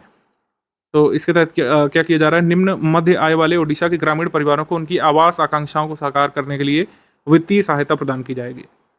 आबाधा योजना भी गवर्नमेंट ऑफ ओडिशा की है, विरासत और वास्तुकला का विकास इसमें किया जाएगा। इसके बाद नमो शेतकारी महासम्मान निधि स्कीम, नमो शेतकारी महासम्मान निधि योजना में कुल मिलाकर जो वित्तीय सहायता लोगों को प्रधानमंत्री किसान सम्मान निधि के अंतर्गत मिलती है, उतनी ही वित्तीय सहायता अलग से महाराष्ट्र के किसानों को महाराष्ट्र सरकार देगी। यानी कि 6,000 उधर से PM किसान सम्मान निधि से महाराष्ट्र के किसानों को एडिशनल 6,000 मिलेंगे। तो इस तरीके से किसानों को एक साल में 12,000 रुपये मिलेंगे। ये यहाँ पे अनाउंस किया गया था। नमो शेतकारी महासम्मान निधि स्कीम ये महाराष्ट्र की है। और स्पोर्ट्स पे आ जाते हैं। स्पोर्ट्स में सबसे पहले स्लोवेनिया योनेक्स बैडमिंटन ओपन विजेता यहाँ पर समीर वर्मा रहे थे, उपविजेता रहे थे सू ली यांग, ताइवान के प्लेयर। मिश्रित युगल में विजेता रहे थे यहाँ पे जेस्पर टॉफ्ट और क्लारा ग्रेवर्सन डेनमार्क से, और उपविजेता रहे थे रोहन कपूर और N सिक्की रेड्डी, जो कि भारतीय इन्वॉल्व हैं, इस वजह से हम इस योनेक्स बैडमिंटन ओपन को ले रहे हैं, वरना नहीं लेते। बाकू चेस ओपन के विजेता रहे थे लियोन ल्यूक मेडोंका, जो कि भारत के हैं। इस प्रतियोगिता में भारत की दिव्या देशमुख ने इंटरनेशनल मास्टर्स का खिताब हासिल किया है, ये भी इंपॉर्टेंट है, नोट कीजिएगा। FIFA under 20 football world cup ये कहाँ पे होगा? हो चुका है एक्चुअली। ये मेजबान देश इसका था अर्जेंटीना। 24 टीमों ने पार्टिसिपेट किया था इसमें। विजेता रहा था यहाँ पर उरुग्वे और उपविजेता रहा था इटली। इतना जरूरी है। आईपीएल में सबसे तेज अर्धशतक लगाने का रिकॉर्ड यहाँ पे बनाया था यशस्वी जायसवाल ने। राजस्थान रॉयल्स के लिए खेलते हुए ये रिकॉर्ड उन्होंने बनाया। कोलकाता नाइट राइडर्स के खिलाफ पहले रिकॉर्ड केएल राहुल के नाम पे था। 13 गेंदों पर मात्र 13 डिलीवरीज पर इन्होंने शतक बनाया यशस्वी जायसवाल ने। पेरिस डायमंड लीग में लंबी कूद स्पर्धा में, ध्यान रखिएगा, लॉन्ग जंप इवेंट में पहली बार ऐसा हुआ है कि कोई टॉप 3 में आया है भारत की तरफ से। मुरली श्रीशंकर है इंडिया से जो 3rd प्लेस पर आए हैं। पहली बार लंबी कूद में कोई भारतीय इस डायमंड लीग में किसी भी मतलब पोडियम फिनिश पे आया है 3rd प्लेस पर, तो ये ध्यान रखिएगा। हालांकि अदर स्पोर्ट्स डिसिप्लिन में जैसे कि जैवलिन थ्रो में नीरज चोपड़ा आ चुके हैं, विकास गौड़ा आ चुके हैं। तो आपको पता होना चाहिए कि मुरली श्रीशंकर की स्पोर्ट्स डिसिप्लिन से एसोसिएटेड है लॉन्ग जंप से, यानी कि लंबी कूद से। आगे है पुरुष हॉकी जूनियर एशिया कप 2023। इसका विजेता रहा था भारत 4थी बार और उपविजेता रहा है यहाँ पर पाकिस्तान। पाकिस्तान के फाइनल में भारत ने men's hockey junior Asia cup में हराया। First women from India to win a bronze in Asian fencing championship, ये बनी थी भवानी देवी। भवानी देवी ने तलवारबाजी चैंपियनशिप में सेबर इवेंट में कांस्य पदक जीता और इस तरीके से तलवारबाजी एशिया चैंपियनशिप में कांस्य जीतने वाली पहली भारतीय बनी है। आईसीसी टेस्ट चैंपियनशिप 2021-23 का फाइनल हुआ था। 7 से 11 जून को टेस्ट मैच हुआ था। उपविजेता यहाँ पे भारत रहा। फाइनल में हार गया भारत ऑस्ट्रेलिया से, 209 रन से भारत को हार मिली थी। कप्तान रोहित शर्मा थे, ऑस्ट्रेलियन टीम के कप्तान पैट कमिंस थे। और पहली बार वाले संस्करण में भी भारत जो है पहुंचा था फाइनल में, जब न्यूजीलैंड से भारत हार गया था। न्यूजीलैंड विजेता बना था। इस तरीके से विश्व टेस्ट चैंपियनशिप जीतने के साथ ऑस्ट्रेलिया पहली ऐसी टीम बन गई है जिसके पास आईसीसी के 4 बड़े खिताब हैं। 4 बड़े खिताब मतलब आईसीसी 50 ओवर वाला ODI world cup, ICC T20 world cup हो गया, एक आपका चैंपियंस ट्रॉफी हो गया, चैंपियंस ट्रॉफी, और एक आपका हो गया टेस्ट चैंपियनशिप। तो 4 बड़े खिताब ऑस्ट्रेलिया के पास आ चुके हैं। Intersolar Europe 2023। सोलर यूरोप 2023 का आयोजन म्यूनिख जर्मनी में हुआ था और इसमें भारतीय अक्षय ऊर्जा विकास एजेंसी इरेडा ने भी भाग लिया था इसमें, ये बस ध्यान रखिएगा। इसके बाद इंडोनेशिया बैडमिंटन ओपन 2023 में विजेता यहाँ पर रहे थे पुरुष युगल में सात्विक साईराज रंकी रेड्डी और चिराग शेट्टी की जोड़ी। इन्होंने हराया था ओरोन शिया को और सो वुई यिक को, जो कि मलेशिया से हैं। क्रिस्टियानो रोनाल्डो जो है ये पहले मेल प्लेयर बन गए जिन्होंने 200 इंटरनेशनल मैचेस खेल लिए हैं। आइसलैंड के खिलाफ इन्होंने अपना 200वां मैच खेला था। अंडर 7 चेस रैंकिंग में विश्व की नंबर 1 शतरंज खिलाड़ी ये बनी थी जून मंथ 2023 के लिए। ये अनुप्रिया यादव है, 6 वर्ष की। अंडर 7 कैटेगरी में फर्स्ट पर आई थी ये इंटरनेशनल चेस फेडरेशन की रैंकिंग में। ये कहाँ से हैं? ये है प्रयागराज नैनी से, ये ध्यान रखिएगा, जरूरी है। 37वें नेशनल गेम्स के मैस्कॉट को जारी कर दिया गया है। गोवा के मुख्यमंत्री प्रमोद सावंत ने इसको जारी किया है। मैस्कॉट है ये मोगा। मैस्कॉट का नाम मोगा है, जो बेसिकली क्या शो कर रहा है? ये शो करता है कि इंडियन बिसन को। First ever women's kabaddi league, इसका आयोजन कहाँ पर हुआ था? दुबई में हुआ था। 16 जून से को इनॉग्रेशन हुआ था दुबई में। बड़ा संभावित लग रहा है first ever women's kabaddi league, इसका आयोजन या तो दुबई ऑप्शन में देंगे या तो यूएई देंगे, इसको ध्यान रखिएगा। फीफा अंडर 17 फुटबॉल क्लब विश्व कप 2025 कहाँ पर होगा? यूएस में होगा, यूएसए में। और महिला विश्व कप 2024 का आयोजन कहाँ पर होगा? डोमिनिकन रिपब्लिक में। और फीफा का ये इंडोनेशिया, ये जो है फीफा अंडर 17 वर्ल्ड कप का मेजबान कौन बना है? इंडोनेशिया। बाकी सब हमने आपको बता ही दिया था स्पोर्ट्स वाली में। अभी के लिए ध्यान रखिए जो लेटेस्ट आया है फीफा अंडर 17 वर्ल्ड कप, जो ये है क्लब वर्ल्ड कप 2025, ये कहाँ पर होगा? यूएस में। बाकी और भी यहाँ पे डेट्स आई थी कि कोलंबिया में होगा अंडर 20 फीफा महिला विश्व कप 2024। ये जब इवेंट नज़दीक होंगे तो वो सब के बारे में आपको बताया जाएगा। वैसे भी फिरेंजे लेडीज़ टेनिस ओपन, इसकी विजेता रही थी जैस्मीन पोवालनी और उपविजेता रही थी टेलर टाउनसलैंड। ये ज़्यादा जरूरी नहीं है लेडीज़ ओपन, इसको छोड़ सकते हैं आप। फ्रेंच ओपन ये बहुत ज़रूरी है, इससे पूछा जाएगा। फ्रेंच ओपन जो है 28 से 11 जून तक हुआ था और नोवाक जोकोविच ने अपना 23वां ग्रैंड स्लैम जीता था और सर्वाधिक ग्रैंड स्लैम जीतने वाले खिलाड़ी बन चुके थे नोवाक जोकोविच। ये फ्रेंच ओपन 2023 जीतने के बाद हर ग्रैंड स्लैम को कम से कम 3 बार जीतने वाले पहले खिलाड़ी बने। 10 ऑस्ट्रेलियाई ओपन, 7 विंबलडन, 3 फ्रेंच ओपन और 3 अमेरिकन ओपन इन्होंने जीत लिए हैं। पुरुष एकल विजेता ऑफकोर्स नोवाक जोकोविच। उपविजेता इन्होंने हराया किसको? कैस्पर रूड को हराया था, यही पूछ सकते हैं। या फिर कैस्पर रूड जो है किस देश से आते हैं, ये पूछ सकते हैं, नॉर्वे से। महिला एकल में ईगा स्विटेक पोलैंड से विजेता। उपविजेता कैरोलिना मुशोवा। चेक गणराज्य की पहली बार ग्रैंड स्लैम के फाइनल में पहुंची थी कैरोलिना मुशोवा। इंटरकॉन्टिनेंटल कप भुवनेश्वर के कलिंग स्टेडियम में फाइनल में भारत ने लेबनान को हराया था और इंटरकॉन्टिनेंटल कप जीता। ये फुटबॉल का ये इवेंट था, इस वजह से जरूरी है।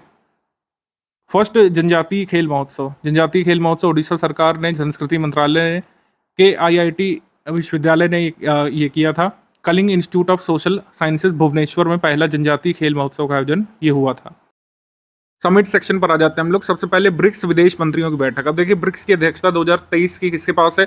साउथ अफ्रीका के पास है। तो जाहिर सी बात है जितने भी यहाँ पर इंपॉर्टेंट मीटिंग्स होंगी वो साउथ अफ्रीका में होंगी। ऐसा ही सभी ऑर्गेनाइजेशंस में होता है। तो साउथ अफ्रीका के केप टाउन में ये हुई थी आपकी ब्रिक्स फॉरेन मिनिस्टर्स की मीट। तो बस इतना ही जरूरी है, ये सब जो नहीं जरूरी है ये जो है इसको डिलीट कर दिया जाएगा PDF में भी। ब्रिक्स समिट जो है इस साल कब होनी है? ब्रिक्स समिट अगस्त 2023 में होनी है और ये कहाँ पर होगी? साउथ अफ्रीका में ही होगी, लेकिन जोहानिसबर्ग में होगी, ध्यान रखिएगा। ठीक है, जोहानिसबर्ग में साउथ अफ्रीका में होनी है ब्रिक्स 2023 की समिट, और जो कि 15वीं समिट है ब्रिक्स की। First ministerial meeting India European union trade और टेक्नोलॉजी काउंसिल की, जहाँ पर ये आपका हेडक्वार्टर है यूरोपियन यूनियन का, ब्रसल्स में, बेल्जियम की कैपिटल जो ब्रसल्स है वहाँ पे हुआ था 16 मई 2023 को। ये आपकी भारत यूरोपीय व्यापार संघ और प्रौद्योगिकी परिषद की पहली मंत्री स्तरीय बैठक थी, इस वजह से इसको हम लोग देखेंगे। फर्स्ट माइनिंग स्टार्टअप समिट ये IIT मुंबई में हुई थी 29 मई को। इसके बाद संघाई सहयोग संगठन के सदस्य देशों की कृषि मंत्रियों की 8वीं बैठक ये वर्चुअल तौर पे हुई थी।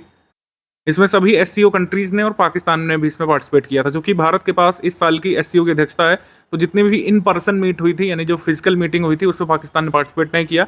वर्चुअल मीट थी एग्रीकल्चरल मिनिस्टर्स की, इस वजह से पाकिस्तान ने इसमें पार्टिसिपेट किया है। तीसरा भारत वियतनाम का सिक्योरिटी डायलॉग ये हुआ था न्यू दिल्ली में, ये 31 मई को हुआ था। इसके बाद world conservation Congress of the international union of conservation of nature, IUCN की 2025 की ये जो वर्ल्ड कंजर्वेशन कांग्रेस है, इसको अभी से बता दिया गया है कि कहाँ पे होगी। 2025 में होगी, 9 से 15 अक्टूबर के बीच। कहाँ पे होगी? UAE में होगी। ठीक है, UAE में होगी ये। 1 जून 2023 को घोषणा हुई थी कि 2025 की IUCN की कंजर्वेशन कांग्रेस होगी UAE में। डिजिटल इंडिया डायलॉग ये मुंबई में हुआ था, 23 मई को ये हुआ था। प्रौद्योगिकी राज्य मंत्री राजीव चंद्रशेखर की अध्यक्षता में यह आयोजित हुआ था। तीसरा क्वाड लीडर्स समिट ये हिरोशिमा जापान में हुआ 20 मई 2023 को। जापान के हिरोशिमा में थर्ड इन पर्सन ये क्वाड लीडर्स समिट हुई थी। इसमें ऑस्ट्रेलिया के प्रधानमंत्री एंथनी एल्बनीज शामिल हुए थे, जापान के प्रधानमंत्री फुमियो किशिदा और US अमेरिका के राष्ट्रपति जोसेफ बाइडेन या जो बाइडेन यहाँ पर शामिल हुए थे। ये थर्ड जो ये इन पर्सन मीट थी, इसकी मेजबानी ऑस्ट्रेलिया ने की थी। ठीक है, बैठक की मेजबानी ऑस्ट्रेलिया ने की, लेकिन ये हुई कहाँ पर थी? हिरोशिमा जापान में। ये दो चीज़ें अलग अलग हैं, ध्यान रखिएगा। इसमें PM मोदी जी ने पार्टिसिपेट किया था, क्योंकि इंडिया भी क्वाड कंट्रीज का एक भाग है, ये आपको पता है। International conference on spacecraft mission operations, तो ये सम्मेलन हुआ था बेंगलुरु में।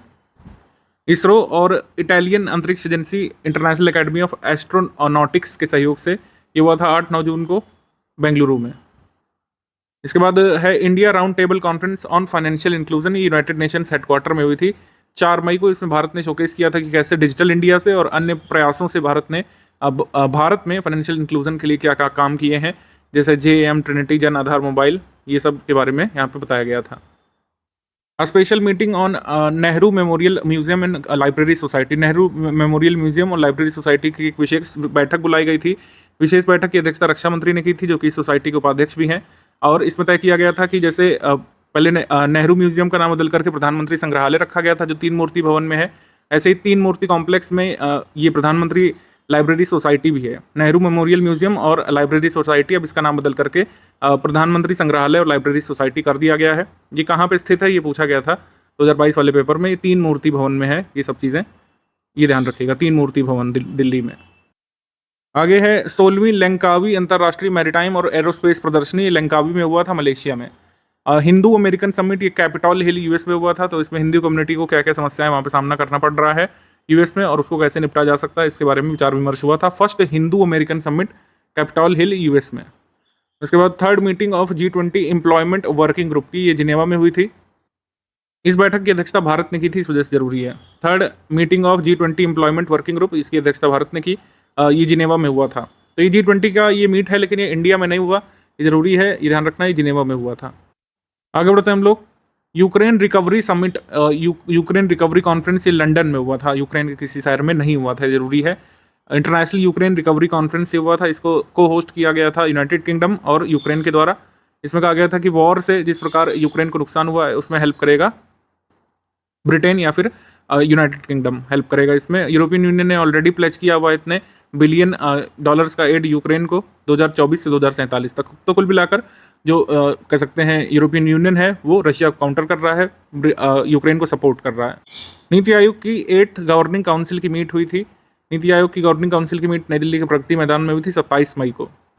नीति आयोग की गवर्निंग काउंसिल में कौन कौन सदस्य शामिल होते हैं ये कई बार पूछ सकते हैं आपसे। तो इसमें शामिल होते हैं honourable prime minister of India, chief minister सभी स्टेट्स और यूटीज के जिनपे लेजिस्लेचर्स है, लेफ्टिनेंट गवर्नर यूटीज के जहाँ पर लेजिस्लेचर नहीं है, ex officio members, vice chairperson, NITI Aayog के full time members NITI Aayog के और स्पेशल इन्वाइटीज, ये लोग शामिल होते हैं।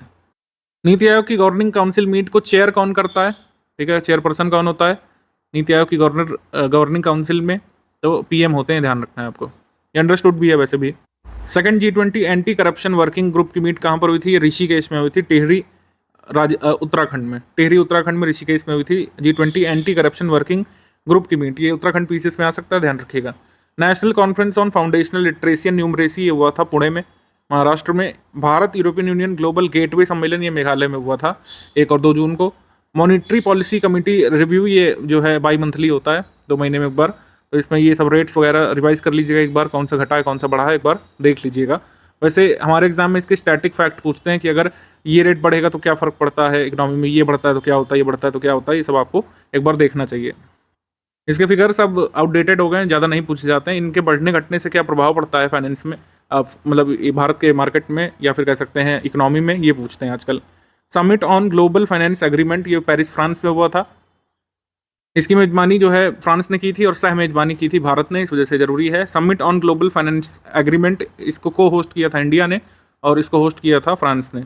G20 डेवलपमेंट मिनिस्टर्स की मीट हुई थी वाराणसी में, जरूरी है क्योंकि हम यूपीपीसीएस की अगर स्पेसिफिकली बात करें तो जितनी भी G20 की मीट यूपी में हुई हैं वो जरूरी हैं। इस बैठक की अध्यक्षता केंद्रीय विदेश मंत्री डॉक्टर एस जयशंकर ने की थी और ये 11 से 13 जून तक वाराणसी में हुआ था। इसकी थीम क्या थी, मल्टीलेटरलिज्म थीम थी इसकी, मल्टीलेटरलिज्म। और सेकंड इंपॉर्टेंट की थीम क्या थी, ग्रीन ग्रोथ, मल्टीलेटरलिज्म और green growth. First national training conference ये न्यू दिल्ली में हुआ था। ये फर्स्ट नेशनल ट्रेनिंग कॉन्फ्रेंस या फिर इसको कॉन्क्लेव भी आप कह सकते हैं, कॉन्क्लेव भी ऑप्शन में दिया जा सकता है। तो ये नई दिल्ली में हुआ था, पीएम मोदी जी ने इसको इनॉग्रेट किया था। जैव विविधता रजिस्टर को अद्यतन बनाने और सत्यापन के लिए राष्ट्रीय अभियान ये गोवा से चलाया गया था। बायोडाइवर्सिटी एक्ट में कहा गया कि इस तरीके के अभियान चलाए जा सकते हैं। रैंक्स रिपोर्ट इंडेक्स पे आ जाते हैं। नेशनल इंस्टीट्यूशनल रैंकिंग फ्रेमवर्क ये NIRF की रैंकिंग मिनिस्ट्री ऑफ एजुकेशन की तरफ से आती है।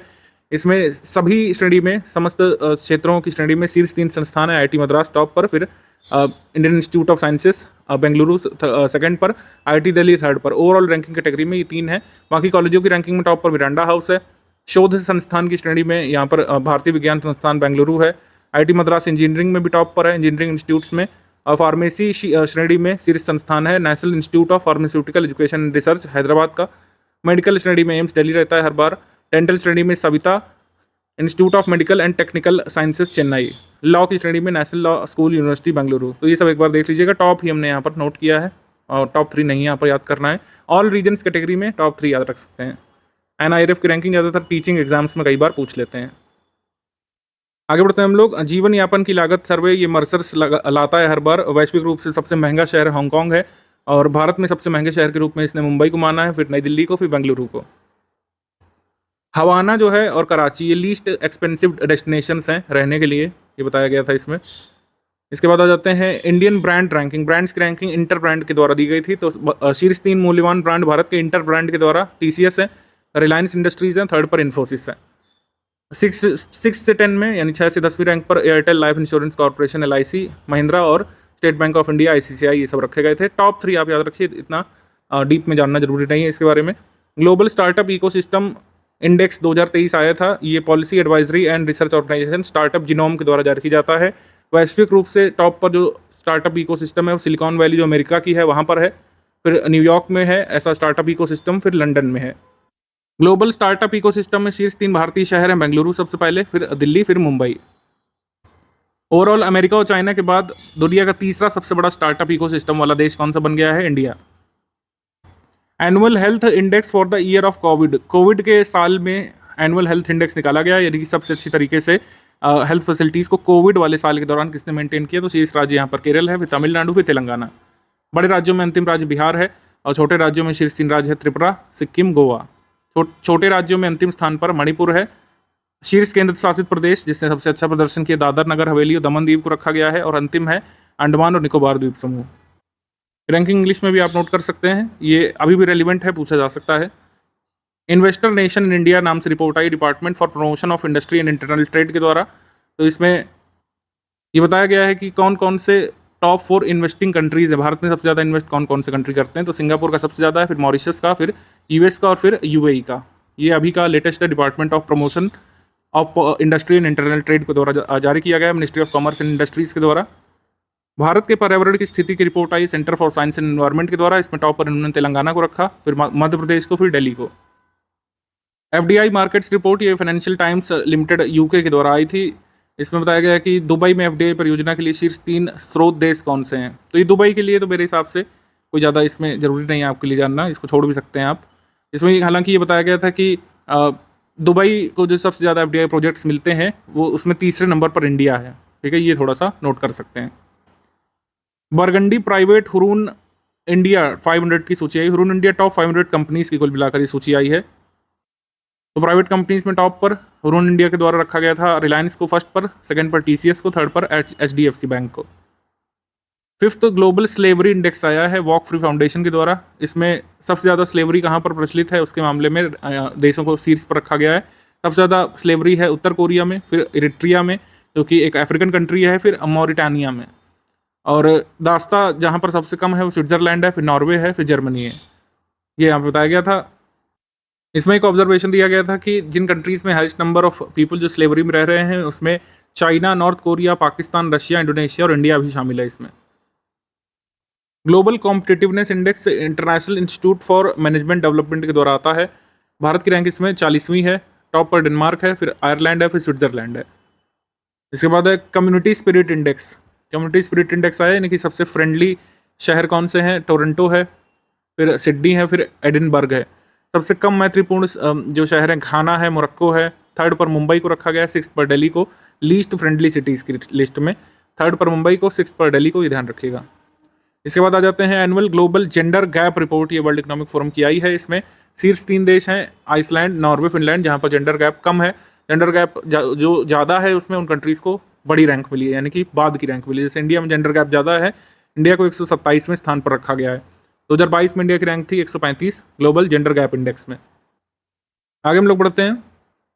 आगे है migration and development brief. World bank group का ये माइग्रेशन डेवलपमेंट ब्रीफ आता है, यानी सबसे ज़्यादा रेमिटेंस कौन कौन से कंट्रीज प्राप्त करते हैं। तो भारत के बाहर कई सारे लोग निवास करते हैं, सबसे ज़्यादा रेमिटेंस भारत को ही मिलता है। तो इस तरीके से देखें तो रेमिटेंस प्राप्त करने के मामले में जो टॉप 5 कंट्रीज है उसमें इंडिया टॉप पर है, फिर मैक्सिको है, देन आपका चाइना है, और फिर फिलीपींस है, फिर पाकिस्तान है 5वें पर। तो इंडिया टॉप पर है रेमिटेंस प्राप्त करने के मामले में। 5th फूड सिक्योरिटी इंडेक्स आया था स्टेट्स का, ये 5th है, ध्यान रखिएगा। 4th जब आया था तो पूछा गया था उसके बारे में। बड़े राज्यों की श्रेणी में टॉप पर केरल है, फिर पंजाब है, फिर तमिलनाडु है। छोटे राज्यों में गोवा, फिर मणिपुर, फिर सिक्किम। केंद्र शासित प्रदेशों में जम्मू कश्मीर टॉप पर है, फिर दिल्ली, फिर चंडीगढ़। यूपी की रैंक इसमें क्या है ये हम आपको रिवील करेंगे उत्तर प्रदेश वाले करंट अफेयर में। ब्रांड फाइनेंस की रिपोर्ट आई है, ब्रांड वैल्यूएशन ब्रांड फाइनेंस की। इसमें टाटा समूह भारत का सबसे बड़ा वैल्यूएशन वाला ब्रांड है। इसकी वैल्यूएशन है 26.4 बिलियन, भारत का सबसे मूल्यवान ब्रांड है, और इसने अपना जो रिकॉर्ड है वो बरकरार रखा है। एक तरीके से 25 बिलियन का आंकड़ा 25 बिलियन वैल्यूएशन का आंकड़ा पार करने वाला पहला ब्रांड भी है आपका Tata group. List of 100 influential companies in the world, ये टाइम मैगजीन के द्वारा आया था। इसमें दुनिया की सबसे इन्फ्लुएंशियल कंपनीज में ओपन एआई है जिनका चैट जीपीटी है, स्पेसएक्स है, chess.com है, गूगल डीप माइंड है। इसमें भारत की जो कंपनीज शामिल है इन्फ्लुएंशियल कंपनीज में वो है NPCI, national payment corporation of India, और मीशो भी इसमें शामिल है। फर्स्ट सस्टेनेबिलिटी रिपोर्ट ये national highways authority of India ने जारी की है जून में। Sustainability report 2021-2022। World of work report ये आईलो के द्वारा जारी की जाती है, world of work. Oil report ये इंटरनेशनल एनर्जी एजेंसी के द्वारा जारी की जाती है, ऑयल रिपोर्ट, एनर्जी रिपोर्ट, ये सब। इनके अनुसार अमेरिका, चाइना, भारत विश्व के 3 सबसे बड़े उपभोक्ता हैं, पावर कंज्यूमर हैं, या फिर हम लोग कह सकते हैं ऑयल कंज्यूमर हैं। तो सबसे बड़े ऑयल कंज्यूमर कंट्रीज़ हैं यूएस, चाइना, इंडिया। इसके बाद बताया गया था कि ऑयल डिमांड जो है भारत में वो चाइना से भी अधिक निकल जाएगी 2027 तक। हालांकि इंडिया इन सब से आगे निकलना चाहता है। रिन्यूएबल एनर्जी को इस वजह से प्रमोट किया जा रहा है, इथेनॉल को प्रमोट किया जा रहा है भारत में, हाइब्रिड एनर्जी को प्रमोट किया जा रहा है। Tracking SDG the energy progress report 2023 आई है, इसको किसने जारी किया है? International energy agency, international renewable energy agency, United Nation statistics division और वर्ल्ड बैंक के द्वारा, वर्ल्ड हेल्थ ऑर्गेनाइजेशन के द्वारा ये ट्रैकिंग एसडीजी रिपोर्ट इन सभी ऑर्गेनाइजेशंस ने मिलकर के जारी की है। डिजिटल न्यूज़ रिपोर्ट के बारे में अगर हम देखें तो writers institute for the study of journalism के द्वारा जारी की गई है। इसमें बताया गया कि डीडी इंडिया और ऑल इंडिया रेडियो सबसे ट्रस्टेड इलेक्ट्रॉनिक मीडिया ऑर्गेनाइजेशन है जिन पर ट्रस्ट किया जा सकता है, यानी कि कोई भी भड़काऊ न्यूज़, फेक न्यूज़ ये नहीं जारी करते हैं। लॉ कमीशन की जो रिपोर्ट आई है ऋतुराज अवस्थी की अध्यक्षता में जो भारत का विधि आयोग है, उन्होंने रिपोर्ट सबमिट की है। उन्होंने कहा है कि भले ही राजद्रोह कानून का दुरुपयोग किया जाता है कई बार पुलिस के द्वारा, लेकिन इसको पूरी तरीके से खत्म नहीं किया जाना चाहिए। राजद्रोह दिया है आईपीसी के 124A में। ये स्टैटिक जानकारी आपके लिए ध्यान रखना जरूरी है कि भारत में सेडिशन लॉ किसमें कोडिफाई किया गया है? इंडियन पिनल कोड 124A में। हालांकि इसमें तो ये भी कहा गया है कि जो 3 साल की अवधि की मैक्सिमम सजा है सेडिशन में, उसको बढ़ा करके 7 साल करना चाहिए न्यूनतम वाली, अधिकतम कारावास आजीवन कारावास तक कर दिया जाना चाहिए, जिससे कि जो भी मजिस्ट्रेट फैसला सुना रहे हैं उनको एक कह सकते हैं रेंज मिले कि कैसा राजद्रोह है, उस हिसाब से सजा सुनाई जाए, न्यूनतम है कि अधिकतम, इस तरीके से। आगे है फोर्ब्स ग्लोबल 2000 कंपनीज की लिस्ट। इसमें 2000 कंपनीज की लिस्ट में हम लोग कह सकते हैं रिलायंस इंडस्ट्रीज 45वें स्थान पर है। टॉप 2000 कंपनीज, पूरे विश्व की कंपनीज की बात हो रही है, केवल इंडियन कंपनीज नहीं। 2000 कंपनियों की सूची में कुल मिलाकर 55 भारतीय कंपनीज शामिल हैं और सबसे अच्छी रैंक उसमें है रिलायंस इंडस्ट्रीज़ की। सेक्शनल करंट अफेयर का ये सेकंड पार्ट हम लोग देखेंगे। ये थोड़ा सा जो रह गया है न्यूज़ में, या फिर जो पहले पार्ट में नहीं बता पाए, इसको यहाँ पर डिस्कस कर लेते हैं। एक इंपॉर्टेंट अपॉइंटमेंट यहाँ पर Algeria, Guyana, Republic of Korea, ठीक है, यानी साउथ कोरिया, सियरा लियोन और स्लोवेनिया का है। ये 5 नए जो है नॉन परमानेंट मेंबर्स जो है यूनाइटेड नेशन सिक्योरिटी काउंसिल में आए हैं। रोटेटरी मेंबरशिप जो होती है, तो इस तरीके से इनका कार्यकाल रहेगा इन मेंबर्स का 1 जनवरी 2024 से 31 दिसंबर 2025 तक। तो ये हमसे यही पूछ सकते हैं कि कौन कौन से मेंबर शामिल हुए हैं? Algeria, Guyana, Republic of Korea या साउथ कोरिया, सियरा लियोन और स्लोवेनिया। इनमें से पूछ सकते हैं कि भाई कौन सा नहीं शामिल हुआ है, तो ये भी आपको पता होना चाहिए। आरती होला मैनी, ये जो है बाह्य अंतरिक्ष मामलों के लिए संयुक्त राष्ट्र कार्यालय की निदेशक बनी है, यानी कि director of United Nations office for outer space affairs. Antonio Guterres ने इनको अपॉइंट किया है। इंपॉर्टेंट डेट्स में वर्ल्ड ब्रेन ट्यूमर डे 8 जून को होता है, ध्यान रखिएगा। नाटो का आर्कटिक चैलेंज एक्सरसाइज ये फिनलैंड में कंडक्ट हुआ था, नाटो कंट्रीज़ ने इसको कंडक्ट किया था। इसके बाद ऑबिचरीज में Sulochana Latkar, Bollywood actress, veteran Bollywood actress से नहीं रही। इसके बाद हरद्वार दुबे, ये राज्यसभा एमपी भारतीय जनता पार्टी के नहीं रहे। जॉन बेनिस्टर गुड इनफ, ये को इन्वेंटर थे लिथियम आयन बैटरीज के, अमेरिका के थे, और 2019 में नोबेल पुरस्कार जो केमिस्ट्री के लिए मिला था साइंटिस्ट को, उनमें से एक ये थे, जॉन बेनिस्टर गुड इनफ। इसके बाद आ जाते हैं हम लोग स्पोर्ट्स में। तो क्रिकेट विश्व कप 2023 जो होना है अक्टूबर से शुरू होगा, तो उसकी ट्रॉफी को कहाँ पे लैंड कराया गया था? अहमदाबाद में, नरेंद्र मोदी स्टेडियम में, तो सही है।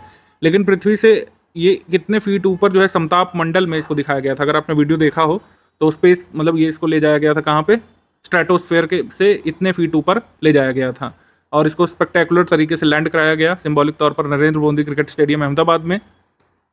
वर्ल्ड कप शुरू होने से पहले ये ट्रॉफी जो है ये जो है ट्रैवल करेगी इन कंट्रीज़ में, ये भी दिया गया था। एमसीसी वर्ल्ड क्रिकेट कमेटी में भारतीय महिला क्रिकेट टीम की जो पूर्व फास्ट बॉलर थी झूलन गोस्वामी, उन्हें शामिल किया गया है। Tip sport check Republic ladies golf open, tip sport check ladies golf open में विनर रही थी दीक्षा डागर गोल्फर हैं, और ये खिताब जीतने वाली सेकंड गोल्फर, इंडियन गोल्फर बनी है अदिति अशोक के बाद, तो ये ध्यान रखिएगा। समिट जो रह गई थी, फर्स्ट इंटरनेशनल डेल्टा समिट, ये हुई थी साल्ट लेक कोलकाता में। रैंक्स रिपोर्ट्स में ये hunger hotspot report United Nations food and agricultural organization और वर्ल्ड फूड प्रोग्राम के द्वारा ये जारी किया जाता है। इसमें कुछ कंट्रीज़ के नाम दिए गए हैं जो कंट्री ऑफ हाईएस्ट कंसर्न है, country of very high concern है, और कंट्रीज़ ऑफ हाई कंसर्न है, उनके नाम यहाँ पे दिए गए हैं। जैसे पाकिस्तान को country of very high concern में रखा गया है, ठीक है, और कंट्री ऑफ हाईएस्ट कंसर्न में अफगानिस्तान को रखा गया है, नाइजीरिया को, सोमालिया को, हैती को, येमेन को, ठीक है, बर्किना फासो को, माली को, सूडान को, तो ये आप यहाँ पे देख सकते हैं। वर्ल्ड ड्रग्स रिपोर्ट जो है यूनाइटेड नेशंस ने जारी की है कि कैसे यहाँ पर ड्रग्स का कारोबार पूरे देशों में चलता है। आ जाएंगे हम लोग एमसीक्यू सेक्शन पर। पहला एमसीक्यू, मई 2023 में निम्नलिखित में से किसने ऑनलाइन फूड डिलीवरी बिजनेस में स्विगी और जोमेटो की तर्ज पर एक ऐप लॉन्च किया है? तो स्विगी और जोमेटो जैसा एक ऐप लॉन्च किया सुनील शेट्टी ने, जिसका नाम वायु है। वायु ऐप को बेसिकली अभी मुंबई के लिए लॉन्च किया गया, मुंबई के रेस्टोरेंट से आप खाना मंगा सकते हैं वायु ऐप के थ्रू। मई 2023 में भारतीय वायुसेना प्रमुख यानी कि chief of Indian air forces air chief marshal VR Chaudhari किस देश की यात्रा पर थे? तो ये पड़ोसी देश श्रीलंका में गए थे। ऑप्शन नंबर ए यहाँ पे सही है, ए। एप्पल की सप्लायर कंपनी फॉक्सकॉन तेलंगाना राज्य के रंगारेड्डी जिले में अपना पहला संयंत्र स्थापित करने के लिए योजना बना रही है और निवेश इसमें अनाउंस किया गया है $500 मिलियन का। तो ये काफ़ी चर्चा में आया था। एंड इसके बाद MSME दिवस जो 27 जून को होता है, इस दिवस पर चैंपियंस 2.0 पोर्टल लॉन्च किया गया था, जिससे MSME उद्यमों को समर्थन और सहायता प्रदान की जा सके। तो ये दोनों स्टेटमेंट सही है, आंसर हमारा सही हो जाएगा C, 1 and 2 both correct. C 1 and 2 both correct. Champions portal किससे एसोसिएटेड है? MSME से एसोसिएटेड है। ऑप्शन नंबर यहाँ पे सही हो जाएगा सी। 8 मई 2023 को किस मंत्रालय ने देश भर के 200 से अधिक जिलों में प्रधानमंत्री राष्ट्रीय प्रशिक्षुता मेला लॉन्च किया? प्रशिक्षुता प्रशिक्षण से एसोसिएटेड जो मंत्रालय है ministry of skill development and entrepreneurship है। ऑप्शन नंबर बी यहाँ पे सही है। इसके बाद केंद्र सरकार द्वारा उत्तराखंड के प्राचीन तुंगनाथ मंदिर को राष्ट्रीय महत्व के स्मारक के रूप में घोषित किए जाने की योजना बनाई गई थी और इसके संबंध में आधिकारिक अधिसूचना भी जारी कर दी गई। उत्तराखंड के किस जिले में है? उत्तराखंड के रुद्रप्रयाग में है। Option number A, Rudraprayag. मई 2023 में खगोलविदों की एक अंतर्राष्ट्रीय टीम ने शनि ग्रह की परिक्रमा करते हुए 62 नए उपग्रह खोज निकाले हैं और इस तरीके से सैटर्न के कितने सैटेलाइट हो गए हैं? सैटर्न के अब उपग्रह हो गए हैं 145। ठीक है, 145 उपग्रह हो गए हैं। हालांकि बृहस्पति के उपग्रह यानी जुपिटर के 12 मून जब डिस्कवर हुए थे फरवरी 2023 में, तो 95 मून के साथ सबसे ज़्यादा इसी के थे। मून्स को इंटरनेशनल एस्ट्रोनॉमिकल यूनियन द्वारा जब अप्रूव किया जाता है तभी माना जाता है। ठीक है, तो बाकी ये 100 से अधिक मून अब किसके हो गए हैं? 100 से अधिक सैटेलाइट किसके हो गए? सैटर्न के 145। आगे हम लोग बढ़ेंगे। निम्नलिखित में से सही कथन या कथनों का चयन करना है। एकनाथ शिंदे के अनुसार 31 मई 2023 से महाराष्ट्र में जो अहमदनगर डिस्ट्रिक्ट है उसका नाम बदल कर क्या रखा गया है? अहिल्याबाई होलकर नगर। ठीक है, तो औरंगाबाद का नाम जब बदला गया था तो उसके बारे में पेपर में पूछा गया था आपके वीडियो के एग्जाम में। औरंगाबाद नगर का नाम बदल करके क्या रखा गया था? संभाजी नगर। केंद्रीय कृषि मंत्री नरेंद्र सिंह तोमर ने तेलंगाना के हैदराबाद में राष्ट्रीय वनस्पति स्वास्थ्य प्रबंधन संस्थान में एकीकृत जैविक नियंत्रण प्रयोगशाला का उद्घाटन किया था। तो ये सही है, आंसर सही हो जाएगा इसमें C, 1 and 2 both correct. C 1 and 2 both correct. इसमें ऐसे पूछ सकते हैं कि national institute of plant health management ये कहाँ पे सिचुएटेड है? तो ये हैदराबाद में है। जोसेफ डिटूरी ने एक नया रिकॉर्ड बनाया है। ये 55 वर्षीय प्रोफेसर हैं। 100 दिनों तक लगातार इन्होंने अंडर वाटर व्यतीत किया और जो है जीवित बाहर भी आए। इससे पहले 73 दिवस तक 2014 में वाटर के नीचे रहने का रिकॉर्ड बनाया गया था। की लार्गो सिटी में जो फ्लोरिडा में एक सी है उसमें इन्होंने पूरा 100 दिन व्यतीत किया था पानी के नीचे, हालांकि इक्विपमेंट्स के साथ। तो इसमें कोई भी गलत नहीं है, सही आंसर यहाँ पर हो जाएगा डी। उपयुक्त में से कोई भी गलत नहीं है, सभी स्टेटमेंट सही हैं। KVIC ने किस राज्य की तवांग हस्त निर्मित कागज बनाने की कला को पुनर्जीवित किया है? तवांग अरुणाचल प्रदेश में 1000 वर्ष पुरानी ट्रेडिशनल आर्ट है पेपर बनाने की, तो उसको रिवाइव किया गया है।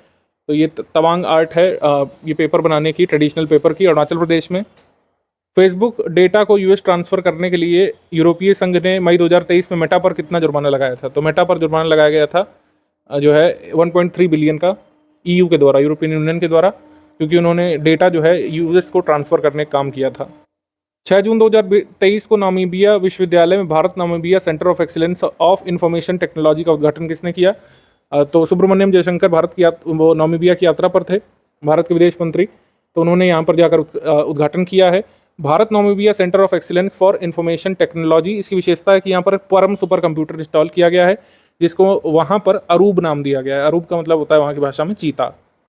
मई 2023 में किस राज्य की सरकार ने स्कूल टीचर्स के लिए ड्रेस कोड लागू किया था कि टीचर्स जो है एक निश्चित ड्रेस कोड में आएंगे, टी शर्ट जीन्स पहनकर टीचर्स नहीं आ सकते। तो असम में ड्रेस कोड शुरू किया गया था। Option number B. Prateek Talukdar Europe के international fitness and body building federation में प्रो कार्ड जीतने वाले पहले भारतीय बने। ये किस स्टेट से बिलोंग करते हैं? तो प्रतीक तालुकदार ये भी हैं असम से। ऑप्शन नंबर ए, असम से। आंध्र प्रदेश में भोगापुरम अंतर्राष्ट्रीय हवाई अड्डे के लिए आधारशिला किसने रखी? भोगापुरम इंटरनेशनल एयरपोर्ट बनेगा आंध्र प्रदेश में, या इसकी आधारशिला रखी थी वहाँ के जो है CM ने, जगनमोहन रेड्डी ने। ऑप्शन नंबर डी यहाँ पे सही है, डी। अगला सवाल है कि खीर भवानी मेला का आयोजन कहाँ पे हुआ था? खीर भवानी मेला ट्रेडिशनल फेयर है, ये बनाया जाता है J&K में, जम्मू कश्मीर में। Option number D. Shri Sarbananda Sonowal और म्यांमार संघ गणराज्य के उप प्रधानमंत्री और परिवहन संचार मंत्री एडमिरल टिन आंग सान ने संयुक्त रूप से सितवे बंदरगाह का उद्घाटन किया। म्यांमार के किस प्रांत में पड़ता है? तो ये रखाइन प्रांत में है, Sittwe port. Option number B. और सितवे पोर्ट से डायरेक्ट कोलकाता जुड़ जाएगा सितवे से, यानी म्यांमार से। इसका थोड़ा सा मैप आप देखेंगे तो आपको समझ में आएगा। इसमें अगर हम देखें तो ये आपका ये हल्दिया है, ये आपका टर्मिनल यहाँ से, और ये कोलकाता से डायरेक्ट दीनदयाल पोर्ट से अगर हम देखें तो यहाँ से डायरेक्ट जहाज यहाँ पर पहुँचा था ITT लॉयन करके सितवे में। सितवे पोर्ट ये म्यांमार के रखाइन प्रांत में पड़ता है और इस तरीके से पूरी कनेक्टिविटी म्यांमार से डायरेक्ट साझा हो जाएगी। ये आप देख रहे हैं मिजोरम भी यहाँ से जुड़ सकता है यहाँ पर, ठीक है। ये रिवर कलादान यहाँ पर बह रही है, उसी पर ये आपका पोर्ट या डॉक बना हुआ है सितवे, यहाँ पर डायरेक्ट कोलकाता से जहाज पहुँचा था। तो कलादान प्रोजेक्ट जो है, कलादान म्यांमार इंडिया का जो प्रोजेक्ट है यहाँ पर कनेक्टिविटी का, उसके तहत इस सितवे पोर्ट डेवलप किया गया है। तो श्यामा प्रसाद मुखर्जी बंदरगाह कोलकाता से पहला मालवाहक जहाज MV ITT लॉयन यहाँ पर गया था सितवे बंदरगाह के लिए, ठीक है। बढ़ते हम लोग आगे। भारतीय रेलवे द्वारा निम्नलिखित में से किस रेलवे स्टेशन को मल्टी मॉडल ट्रांसपोर्ट हब के रूप में बनाया जाएगा? सूरत रेलवे स्टेशन को 2024 तक मल्टी मॉडल ट्रांसपोर्ट हब के रूप में सृजित किया जाएगा। मल्टी मॉडल ट्रांसपोर्ट हब का मतलब है कि इसी रेलवे स्टेशन से आपको गुजरात की जो बस सर्विसेज हैं वो भी अवेलेबल हो जाएंगी, मेट्रो सर्विसेज भी जस्ट वहीं से अवेलेबल हो जाएंगी, और अदर कनेक्टिविटी सर्विसेज सब एक ही जगह से जहाँ पर मिलती है उसको मल्टी मॉडल ट्रांसपोर्ट या कनेक्टिविटी हब कहा जाता है। ऑप्शन नंबर बी यहाँ पर सही है। सूरत रेलवे स्टेशन पहले 2027 तक बनना था, लेकिन अभी 2024 के अंत तक कंप्लीट हो जाने की संभावना है। तेलंगाना सरकार ने कहा था कि उनके राज्य में लगातार प्रगति हुई है और राज्य की प्रति व्यक्ति आय सभी भारतीय राज्यों में से सबसे अधिक है। ये आंकड़े बताए गए थे तेलंगाना के द्वारा, जो कि सही है। इसके बाद स्वदेशी रूप से निर्मित सतत विमानन ईंधन मिश्रण का उपयोग करके देश की पहली वाणिज्यिक उड़ान का संचालन पुणे से दिल्ली के बीच हुआ था, तो ये सही है। हमारा आंसर इसमें हो जाएगा 1 और 2 बोथ करेक्ट, सी 1 और 2 बोथ करेक्ट। इस इंडिजिनस सस्टेनेबल फ्यूल को किसने बनाया था? IOCL ने, इंडियन ऑयल कॉर्पोरेशन लिमिटेड ने, और एयर एशिया का विमान जो है, एयर एशिया इंडिया का विमान, इसने उड़ान भरी थी कहाँ से? पुणे टू दिल्ली के बीच 19 मई को। तो ये ध्यान रखिएगा, ये दोनों चीज़ें भी, एयर एशिया का विमान था और IOCL ने इस फ्यूल को डेवलप किया है। ओडिशा रेल हादसे में मृतक अभिभावकों के सभी बच्चों को मुफ्त में स्कूली शिक्षा प्रदान करने की घोषणा किसने की है? श्री गौतम अडानी ने और वीरेंद्र सहवाग दोनों ने प्रतिबद्धता जताई है। तो हमारा आंसर हो जाएगा more than one of the above, option number D. इन्होंने कहा है कि जो दिवंगत हैं ओडिशा रेल दुर्घटना में, उनके बच्चों की शिक्षा की जिम्मेदारी उठाएंगे ये दोनों। बाबा साहेब भीमराव रामजी अम्बेडकर की 125 फुट ऊंची प्रतिमा का अनावरण कहाँ पे किया गया था? तो ये हैदराबाद में किया गया था, ऑप्शन नंबर ए हैदराबाद में। तेलंगाना के मुख्यमंत्री ने किया था अप्रैल 2023 में अम्बेडकर जयंती पर। जयपुर में जो मालवीय राष्ट्रीय प्रौद्योगिकी संस्थान है, भारत के पहले राष्ट्रीय बांध सुरक्षा केंद्र की स्थापना यहाँ पे की जाएगी, ठीक है। भारत के पहले राष्ट्रीय बांध सुरक्षा केंद्र के रूप में इसकी स्थापना की जाएगी, और बांधों को भूकंप से कैसे बचाया जाए, इस पर यह संस्थान वर्क करेगा। नेपाल के पर्वतारोही पसांग दावा शेरपा ने 27वीं बार माउंट एवरेस्ट फतह करने वाले ये पहले व्यक्ति बन गए हैं। पहले का एक तरीके से कामी रीता शेरपा के नाम में रिकॉर्ड है 27 बार का, इस रिकॉर्ड को इन्होंने बराबरी की है। कामी रीता शेरपा के नाम भी 27 बार चढ़ाई करने का रिकॉर्ड है, और यही रिकॉर्ड टच कर लिया है पसांग दावा शेरपा ने, ठीक है। तो आंसर यहाँ पर हो जाएगा सी। अगर करेक्ट पूछा होता है, इनकरेक्ट पूछा है, तो आंसर यहाँ पे हो जाएगा डी। उपयुक्त में से कोई भी इनकरेक्ट नहीं है। भारत का पहला पूर्ण रूप से डिजिटल राज्य या फिर ई गवर्नड राज्य कौन सा बन गया है? First fully E governed state of India is Kerala, ठीक है। केरल पहला भारतीय राज्य है जहां पर उनका खुद का एक फाइबर नेटवर्क है। इसका भी उद्घाटन उन्होंने किया। के फोन सर्विसेज अनाउंस बहुत पहले हो गई थी, लेकिन फाइनली के फोन सर्विसेज यानी Kerala fibre optic network service Kerala ने शुरू किया है। ये स्टेट का उनका खुद का फाइबर ऑप्टिकल नेटवर्क सर्विसेज है। और स्टेट के पास एक और रिकॉर्ड है, जनवरी 2023 में इन्होंने रिकॉर्ड बनाया था, first state of India to have fully digital banking branches, मतलब सभी के पास डिजिटल बैंकिंग सुविधा उपलब्ध है केरल में। ये भी इन्होंने रिकॉर्ड बनाया था, तो काफ़ी हद तक डिजिटल के लिए केरल फेमस है। ऑप्शन नंबर बी यहाँ पे सही है। 16 मई 2023 से केंद्र सरकार ने घरेलू स्तर पर उत्पादित कच्चे तेल पर जो विंडफॉल टैक्स है उसको यहाँ पे रिड्यूस कर दिया है, जीरो कर दिया विंडफॉल टैक्स को, तो ध्यान रखिएगा। Windfall tax is associated with what, तो इसका आंसर भी क्रूड ऑयल होगा। इस तरीके से पूछ सकते हैं। विंडफॉल गेन टैक्स किस पे लगता था? क्रूड ऑयल पर। अब इसको खत्म कर दिया सरकार ने। India has become the first country in the world to put warning on the every cigarette, तो ये वाला स्टेटमेंट रॉन्ग हो जाएगा। भारत नहीं, कनाडा पहला ऐसा स्टेट बन जाएगा जो प्रत्येक सिगरेट पर चेतावनी लिखेगा। अब आप कहेंगे सिगरेट पर चेतावनी कहाँ नहीं होती? यहाँ पर ध्यान से पढ़ने की जरूरत है। हमारे इंडिया में और अन्य देशों में चेतावनी होती है सिगरेट के पैकेजेस पर, पैकेट पर, लेकिन कनाडा ने क्या किया है कि जल्द ही हर एक सिगरेट पर, जो फिजिकल सिगरेट होती है उस पर भी वार्निंग लिखेंगे इस तरीके से। तो कनाडा सिगरेट पर वार्निंग लिखना शुरू करेगा 1 अगस्त 2023 से। ये पूछा जा सकता है, इस तरीके की चीजें पूछी जाती रही हैं यूपीपीएससी में।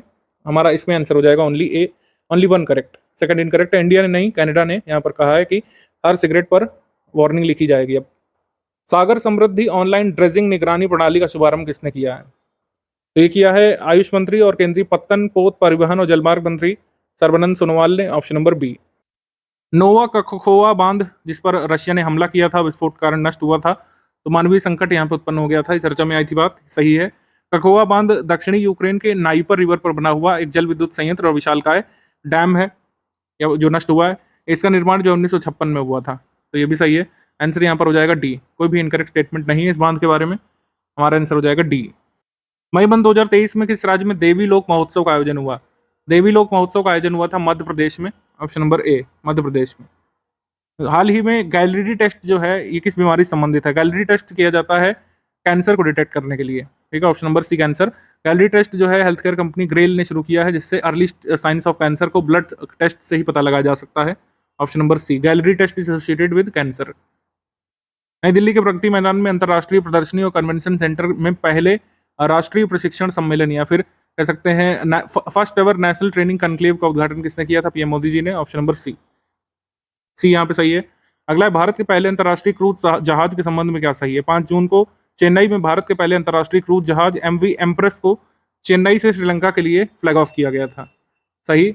और पहली बार इंटरनेशनल क्रूज टूरिज्म टर्मिनल की शुरुआत भी की गई है चेन्नई में। चेन्नई में इंटरनेशनल क्रूज टूरिज्म टर्मिनल भी बना है, वहीं से इस जहाज को छोड़ा गया था एमवी एम्प्रेस को। तो हमारा आंसर क्या हो जाएगा इसमें? बोथ 1 और 2 करेक्ट, दोनों ही कथन सही हैं। मोदी जी ने जापान, पापुआ न्यू गिनी और ऑस्ट्रेलिया की यात्रा की थी, तो इनमें से किस देश की पहली बार उनकी यात्रा थी? तो उनकी यात्रा पहली बार पापुआ न्यू गिनी की थी, इससे पहले ऑस्ट्रेलिया, जापान जा चुके हैं पीएम मोदी जी। ऑस्ट्रेलिया की उनकी तीसरी यात्रा थी। 5 और 8 जून 2023 के मध्य निम्नलिखित में से कौन भारत की यात्रा पर रहे थे? तो 5 और 8 जून के मध्य भारत की यात्रा पर रहे थे जर्मन डिफेंस मिनिस्टर ये बोरिस पिस्टोरिस, और 4 और 5 जून को US defence minister Lloyd Austin भी भारत की यात्रा पर रहे थे। आंसर हो जाएगा इसमें ए। जून मंथ 2023 में किस राज्य या फिर केंद्र शासित प्रदेश में हुई हिंसा की जांच के लिए गुवाहाटी उच्च न्यायालय के पूर्व मुख्य न्यायाधीश अजय लांबा की अध्यक्षता में 3 सदस्यीय कमेटी बनाई गई? तो मणिपुर में जो वायलेंस हो रहा है उसकी जांच करने के लिए इनकी अध्यक्षता में 3 सदस्यीय कमेटी बनाई गई है। कर्मयोगी प्लेटफॉर्म पर युवा पेशेवरों के लिए दक्षता नामक पाठ्यक्रमों का एक क्यूरेटेड संग्रह पेश किया गया है। दक्षता का फुल फॉर्म है development of attitude, knowledge, skill for holistic transformation of administration. तो obviously ministry of personnel public grievances and pensions के द्वारा ये शुरू की गई है, ऑप्शन नंबर ए। तो इसका कुल मिलाकर उद्देश्य है भारत में सिविल सर्वेंट से उनकी क्षमता का संवर्धन करना, सिविल सर्वेंट्स की कैपेसिटी बिल्डिंग के लिए है। इनकरेक्ट यहाँ पे फाइंड करना है। पहला स्टेटमेंट, मेजर स्ट्रीट जो है बड़ी पॉपुलर स्ट्रीट है कनाडा में वैंकूवर में, उसका नाम बदल करके कोमागाता मारू के नाम पर रखा है। कोमागाता मारू इंसिडेंट को याद करने के लिए उसकी मेमोरी के रूप में वैंकूवर में एक स्ट्रीट का नाम कोमागाता मारू के नाम पर रखा गया। कोमागाता मारू बेसिकली क्या था? कोमागाता मारू ये बेसिकली शिप था जिसको यहाँ पर उतरने नहीं दिया गया था और काफ़ी लोगों की जान गई थी बज में जब जहाज वापस गया था। तो ये आपको पता होना चाहिए, कोमागाता मारू एक इंपॉर्टेंट इंसिडेंट है जिससे गदर मूवमेंट ट्रिगर हुआ था। मॉडर्न हिस्ट्री में आप इसके बारे में पढ़ेंगे। कंबोडिया के किंग नरोदोम सिहामोनी ये 3 दिन के विजिट पर थे भारत में 29 से 31 मई के बीच, और पहली बार उनकी इंडियन विजिट थी कंबोडिया के राजा की, नरोदोम सिहामोनी की, कंबोडिया किंग। तो दोनों ये स्टेटमेंट सही है। तीसरा स्टेटमेंट है हैरिस पार्क जो सिडनी में है ऑस्ट्रेलिया में, उसका नाम बदल करके लिटिल इंडिया कर दिया वहाँ के प्रधानमंत्री ने, और पीएम मोदी जी जब वहाँ पर यात्रा पर थे तो दोनों ने संयुक्त रूप से इसका नाम बदला। तो हमारा आंसर इसमें हो जाएगा नन ऑफ द अबव, क्योंकि तीनों स्टेटमेंट जो ऊपर बताए गए हैं तीनों सही है, इनकरेक्ट नहीं है। एयर प्यूरीफायर बसेस जो अभी शुरू की गई हैं उसके बारे में बताना है गलत कौन सा है। इसको उत्तर प्रदेश ने शुरू किया है, रॉन्ग है। इसको पश्चिम बंगाल ने शुरू किया है। भारत में अपनी तरह का पहला सिस्टम है जिसका नाम वायु सुधा रखा गया है, वायु सुधा। ये पायलट प्रोजेक्ट है, IIT दिल्ली इसमें सहयोग कर रहा है, ये सही है। और ये पश्चिम बंगाल में बसेस के ऊपर basically roof mounted air purification system लगाया गया है जिससे एयर को प्योरीफाई किया जा सके। वेस्ट बंगाल ने इसको लॉन्च किया। 20 बसें ऐसी चलाई गई थी जिससे पॉल्यूशन वहाँ पर कम किया जा सके। मई 2023 में 20 को एक global network international pathogen surveillance network launch किया गया है WHO के द्वारा, जिससे इन्फेक्शियस डिसीजेस को डिटेक्ट किया जा सके।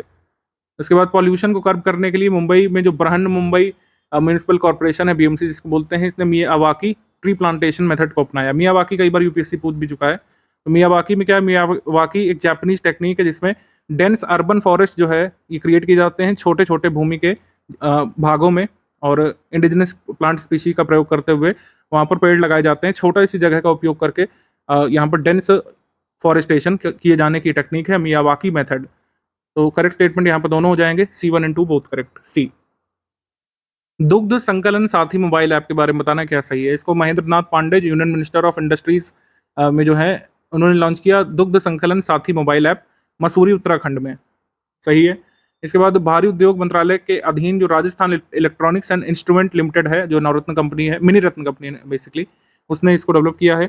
इसका उद्देश्य है कुल मिलाकर इंडियन डेयरी सेक्टर को ट्रांसफॉर्म करना, ट्रांसपेरेंसी उसमें इंप्रूव करना और मिल्क क्वालिटी को इन्हेंस करना। तो यहाँ पर सभी कथन सही है। और दुग्ध संकलन साथी मोबाइल ऐप के बारे में सही है। आंसर यहाँ पर सही हो जाएगा डी। भारतीय सेना के द्वारा निम्नलिखित में से किस वन्यजीव अभयारण्य में जंगली हाथियों के साथ शांतिपूर्ण सह अस्तित्व को बनाए रखने के लिए एक असाधारण पहल लॉन्च की जा रही है? एक ऐसा इकोसिस्टम इंडियन आर्मी डेवलप कर रही है अमचांग वाइल्ड लाइफ सेंचुरी असम में, जिससे कि जो वहाँ पर एलिफेंट पॉपुलेशन है उसके साथ को एग्जिस्टेंस रह सके और ह्यूमन वाइल्ड लाइफ कन्फ्लिक्ट ना हो। ऑप्शन नंबर बी सही है। इसके बाद उत्तर भारत का पहला स्किन बैंक का उद्घाटन नई दिल्ली के सफदरजंग अस्पताल में किया गया, ये सही। जून 2023 में भारतीय राष्ट्रीय राजमार्ग प्राधिकरण NHAI ने राजमार्गों के समावेशी विकास के लिए एक नॉलेज शेयरिंग पोर्टल या प्लेटफॉर्म शुरू किया है, तो ये भी सही है। आंसर सही हो जाएगा इसमें सी। 1 और 2 बोथ करेक्ट, सी। एस्टोनिया की संसद ने समलैंगिक विवाह को वैध बनाने के लिए एक अभूतपूर्व कानून पारित किया है और ऐसा करने वाला पहला पूर्व सोवियत देश भी बना है एस्टोनिया। सही है। फिजी ने इजराइल देश में अपना पहला दूतावास खोलने की घोषणा की थी, ये भी सही है। हमारा आंसर हो जाएगा सी। 1 और 2 बोथ करेक्ट, सी। जून 2023 में किस देश के राष्ट्रपति ने जलवायु परिवर्तन से निपटने के लिए पूरे देश में तटीय समुदायों की मदद के लिए $600 मिलियन से अधिक के निवेश की घोषणा की है? तो 600 मिलियन से अधिक डॉलर के निवेश की घोषणा अमेरिका ने की है, यूएस ने। ऑप्शन नंबर बी यहाँ पे सही है। अमेरिका के इतिहास में जलवायु परिवर्तन से निपटने के लिए पहली बार इतना इन्वेस्टमेंट किया जा रहा है।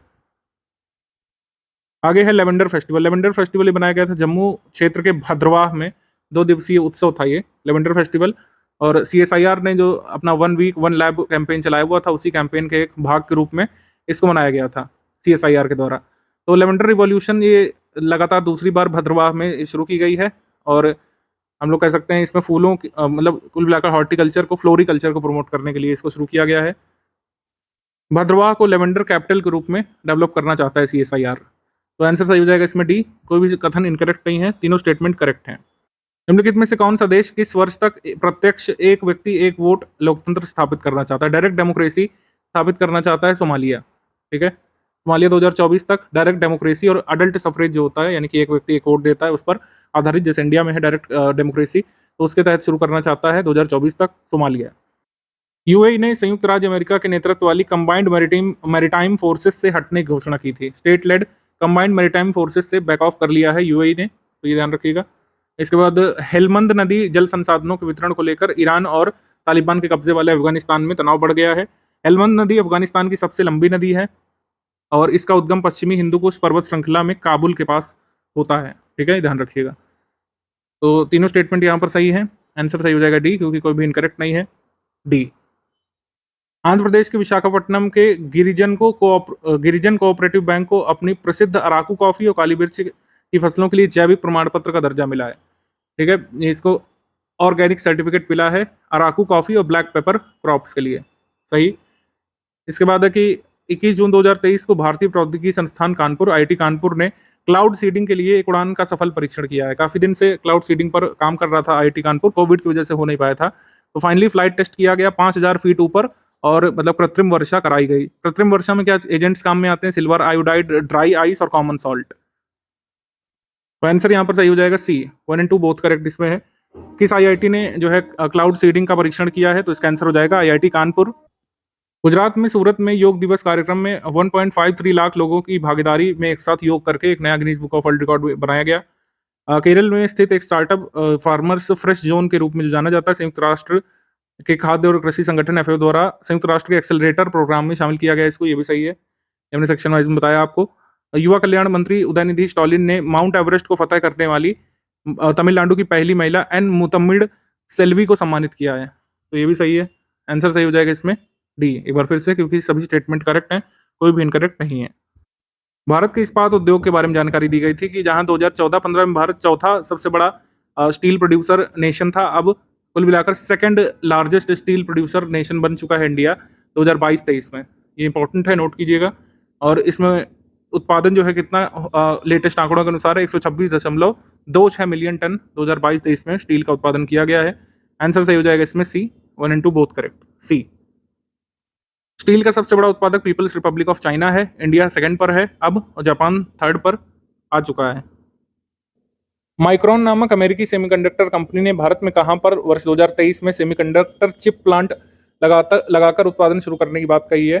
तो माइक्रोन अपना सेमीकंडक्टर चिप प्लांट लगाएगा गुजरात में, ऑप्शन नंबर बी। किस देश के शैक्षणिक संस्थानों में होली और अन्य हिंदू त्योहारों के सेलिब्रेशन पर प्रतिबंध लगाया गया है? पाकिस्तान में, ऑप्शन नंबर सी पाकिस्तान में। केंद्रीय मंत्री जितेंद्र सिंह ने एक स्टेटमेंट दिया था कि उधमपुर डोडा कठुआ जो कॉन्स्टिट्यूएंसी है भारत की सबसे डेवलप्ड लोकसभा कॉन्स्टिट्यूएंसी है, ये उनका बयान है। और भारत की डीलक्स ट्रेन प्रतिष्ठित डेक्कन क्वीन ने मुंबई और पुणे के बीच संचालन की 93वीं वर्षगांठ अपनी मनाई है। उसके बाद नौसेना के एक प्रमुख युद्धपोत INS त्रिशूल ने 7 जून को 2023 में जाकर पीटर मॉरिट्सबर्ग में जाकर के इसमें देखेंगे डरबन में जाकर के, ठीक है, डरबन में जाकर के एक कह सकते हैं सद्भावना दौरा किया था। और 7 जून 1893 को पीटर मॉरिट्सबर्ग में जो रेलवे स्टेशन पर जो ऐतिहासिक घटना हुई थी उसकी वर्षगांठ को मनाने के लिए ये INS त्रिशूल गया था। क्या घटना थी?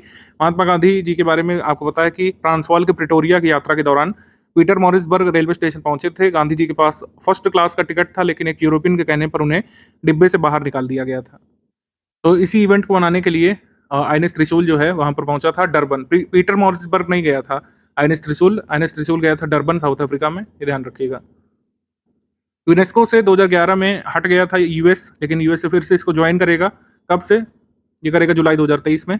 आंसर हो जाएगा ए।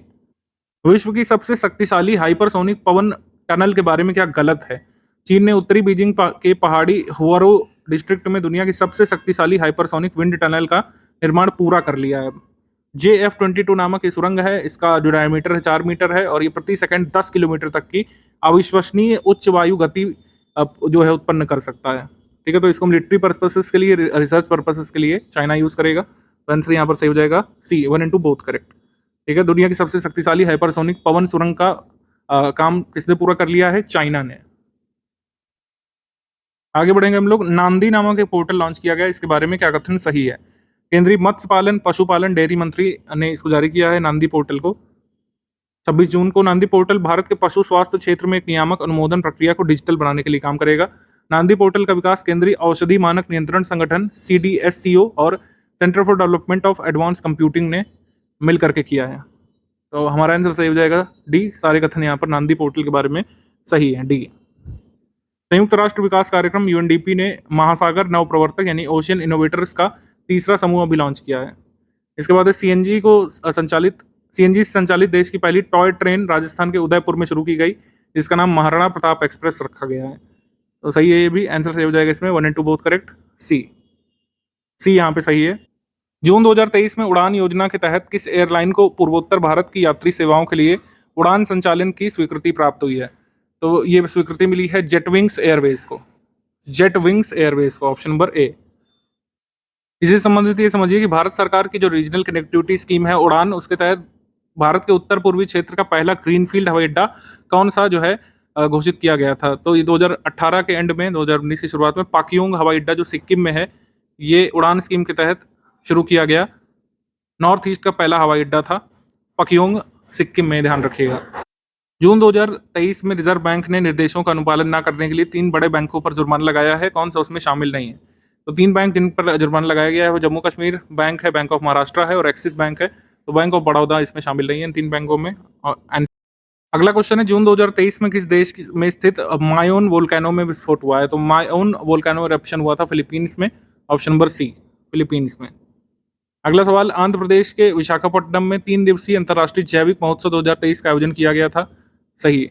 इसके बाद है कि एक सब ऑफिस खोला गया रिजर्व बैंक ऑफ इंडिया का कोहिमा नागालैंड में, इसका इनॉग्रेशन किया था RBI के deputy governor Michael Devvrat Patra ने।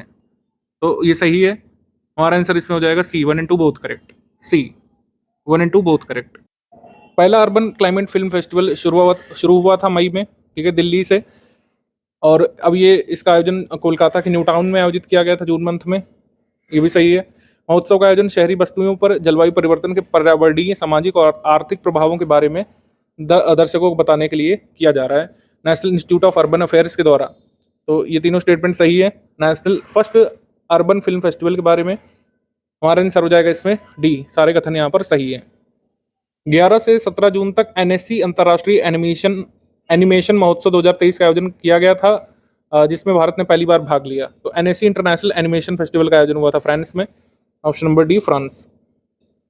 5 जून 2023 को वैश्विक पर्यावरण दिवस के दिन अहमदाबाद के त्रागढ़ में ऑक्सीजन पार्क की आधारशिला किसने रखी थी? तो त्रागढ़ में अहमदाबाद में ऑक्सीजन पार्क की आधारशिला रखी गई थी chief minister of Gujarat Bhupendra Patel के द्वारा। Option number B. भारत की जीडीपी सकल घरेलू उत्पाद वर्ष 2023 तक पहुंच जाएगा 3.75 ट्रिलियन डॉलर का, और 2014 में यही था 2 ट्रिलियन डॉलर। तो पहला स्टेटमेंट करेक्ट है। यूएई ने 14 जून को एक कॉन्सुलेट ऑफिस हैदराबाद में अभी ओपन किया है, ये भी सही है। तो हमारा आंसर हो जाएगा इसमें डी। कोई भी कथन इनकरेक्ट नहीं है, इस वजह से आंसर हो जाएगा डी। निम्नलिखित में से कौन सा कथन सही है? जून 2023 में प्रधानमंत्री नरेंद्र मोदी ने भारतीय मूल के ग्रैमी पुरस्कार विजेता फालू के साथ मिलकर अबंडेंस इन मिलेट नामक एक विशेष गीत तैयार किया है।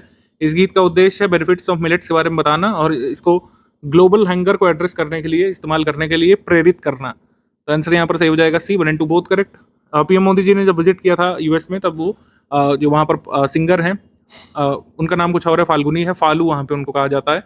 तो उनके साथ मिलकर के एक सॉन्ग यहाँ पे कंपोज किया गया है, अबंडेंस इन मिलेट्स। बाल सत्र का एक आयोजन किया गया, जिससे वहाँ पर हिमाचल प्रदेश की असेंबली में जाकर के छात्र इंटरैक्ट कर सकेंगे सीएम से, स्पीकर से, और किस तरीके से भारत में लोकतंत्र काम करता है उसको समझ सकेंगे। बाल सत्र यहाँ पे ऑर्गेनाइज किया गया legislative assembly of Himachal Pradesh में, और इस सेशन को इनोग्रेट किया था श्री कुलदीप पठानिया, जो वहाँ के स्पीकर हैं। तो आंसर सही हो जाएगा इसमें सी। 1 and 2 बोथ करेक्ट, सी। बिपरजॉय जो है ये आया है अरेबियन सी में। अरेबियन सी का इस साल का पहला ये साइक्लोन है, और बिपरजॉय को नाम सजेस्ट किया है बांग्लादेश ने, जबकि यहाँ पर श्रीलंका दिया हुआ है, तो इनकरेक्ट है। बिपरजॉय का नामकरण किसने किया है? बांग्लादेश ने किया है, जिसका अर्थ बांग्ला में क्या होता है? डिजास्टर, बिपरजॉय। तो आंसर यहाँ पर सही हो जाएगा। इसमें पूछा है कौन सा सही है, तो इसमें आंसर सही हो जाएगा आपका 2 and 3। आंसर हो जाएगा 2 and 3 ओनली। बी यहाँ पर सही हो जाएगा। माफ कीजिएगा, यहाँ पर आंसर सही हो जाएगा 1 and 2 ओनली। कोडिंग यहाँ पर रॉन्ग हो जाती है तो कई बार कंफ्यूजन होता है। 1 and 2 ओनली यहाँ पे सही है। थर्ड स्टेटमेंट इनकरेक्ट है। संयुक्त राष्ट्र महासभा यूनाइटेड नेशंस जनरल असेंबली ने जून 2023 में संयुक्त राष्ट्र शांति सैनिकों के लिए एक मेमोरियल वॉल नामक एक प्रस्ताव का अंगीकार कर लिया है। ये रिजोल्यूशन मूव किया था इंडिया ने, जिससे कि एक मेमोरियल वॉल यूएन हेडक्वार्टर्स में बनवाई जाए उन यूएन पीस कीपर्स के लिए जो अपने मिशन के दौरान शहीद हुए, उनके याद में बनाया जाए। तो इसी को कहा गया था memorial wall for United Nations peace keepers. तो यहाँ पर आंसर सही हो जाएगा 1 and 2 बोथ करेक्ट। प्रधानमंत्री मोदी जी का ड्रीम प्रोजेक्ट के अंतर्गत उत्तराखंड के केदारनाथ धाम मंदिर के स्वागत द्वार पर तांबे का 18 फुट ऊंचा ओम स्थापित किया गया है। इसका निर्माण किस राज्य में किया गया है? तो इसका कंस्ट्रक्शन किया गया था वडोदरा में, गुजरात में। इसको केदारनाथ धाम के गेट, एंट्री गेट पर लगाया गया है। 18 फुट ऊंचा ये ओम है, ओम का सिंबल। इसको गुजरात में बनाया गया है, वडोदरा में। Option number B. Option number यहाँ पर सही है बी। बालासोर ट्रेन इंसिडेंट्स और कवच के बारे में आपको एक बार जरूर पढ़ना चाहिए, लगातार ये चीज़ें न्यूज़ में थी। कौन कौन सी गाड़ियाँ टकराई थी? Bengaluru Howrah superfast express, Coromandel express और मालगाड़ी की 3 तरफा दुर्घटना हुई थी। ठीक है, किस स्टेशन में हुई थी? बालासोर डिस्ट्रिक्ट के बहानागा बाजार स्टेशन पर 3 अलग अलग पटरियों पर एक मालगाड़ी, कोरोमंडल एक्सप्रेस और बेंगलुरु हावड़ा सुपरफास्ट एक्सप्रेस आपस में कोलाइड हुई थी। एंटी कोलिजन कवच सिस्टम जो कि वहाँ पर इंस्टॉल नहीं था, हो सकता था ये घटना को रोक सकता हो, लेकिन ये वहाँ पे अभी तक नहीं आया था। तो ये जब कवच सिस्टम है, इसके बारे में चर्चा में ये आया था, इस वजह से हमको देखना चाहिए।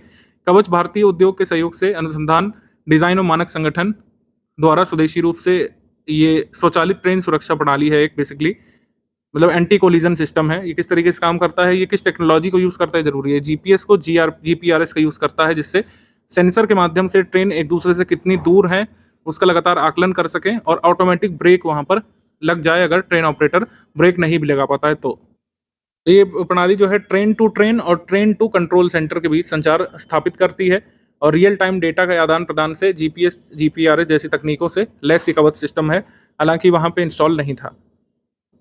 जब दो ट्रेनों के बीच आपस में टक्कर होने की संभावना होती है तो कवच ऑडियो और विजुअल चेतावनियों को सक्रिय कर देता है, जिससे समय रहते ड्राइवर सचेत हो जाते हैं। इस कवच सिस्टम को सबसे पहले कहां पर इंस्टॉल किया गया था? 4 मार्च 2022 को दक्षिण मध्य रेलवे के गुल्लागुड़ा चिटगिड्डा रेलवे स्टेशन के बीच कवच का पहला परीक्षण किया गया था। ये सब जो मैंने बताया यहाँ पर इंग्लिश मीडियम में भी लिखा हुआ है, आप इसको नोट कर सकते हैं। कहाँ पे कवच सिस्टम की शुरुआत की थी और कब से इसको जो है डेवलप करने का प्रयास किए जा रहे हैं, किस प्रणाली पर काम करता है, जैसे जीपीएस जीपीआरएस का यूज़ करता है, रेडियो फ्रीक्वेंसी का, इलेक्ट्रॉनिक कंपोनेंट्स का यूज़ करता है, रियल टाइम डेटा का इसमें यूज़ किया जाता है, और ट्रेन टू ट्रेन और ट्रेन टू कंट्रोल सेंटर तक यहाँ पे कम्युनिकेशन स्टैब्लिश करने का काम किया जाता है। तो ये है आपका कुल मिलाकर के कवच सिस्टम।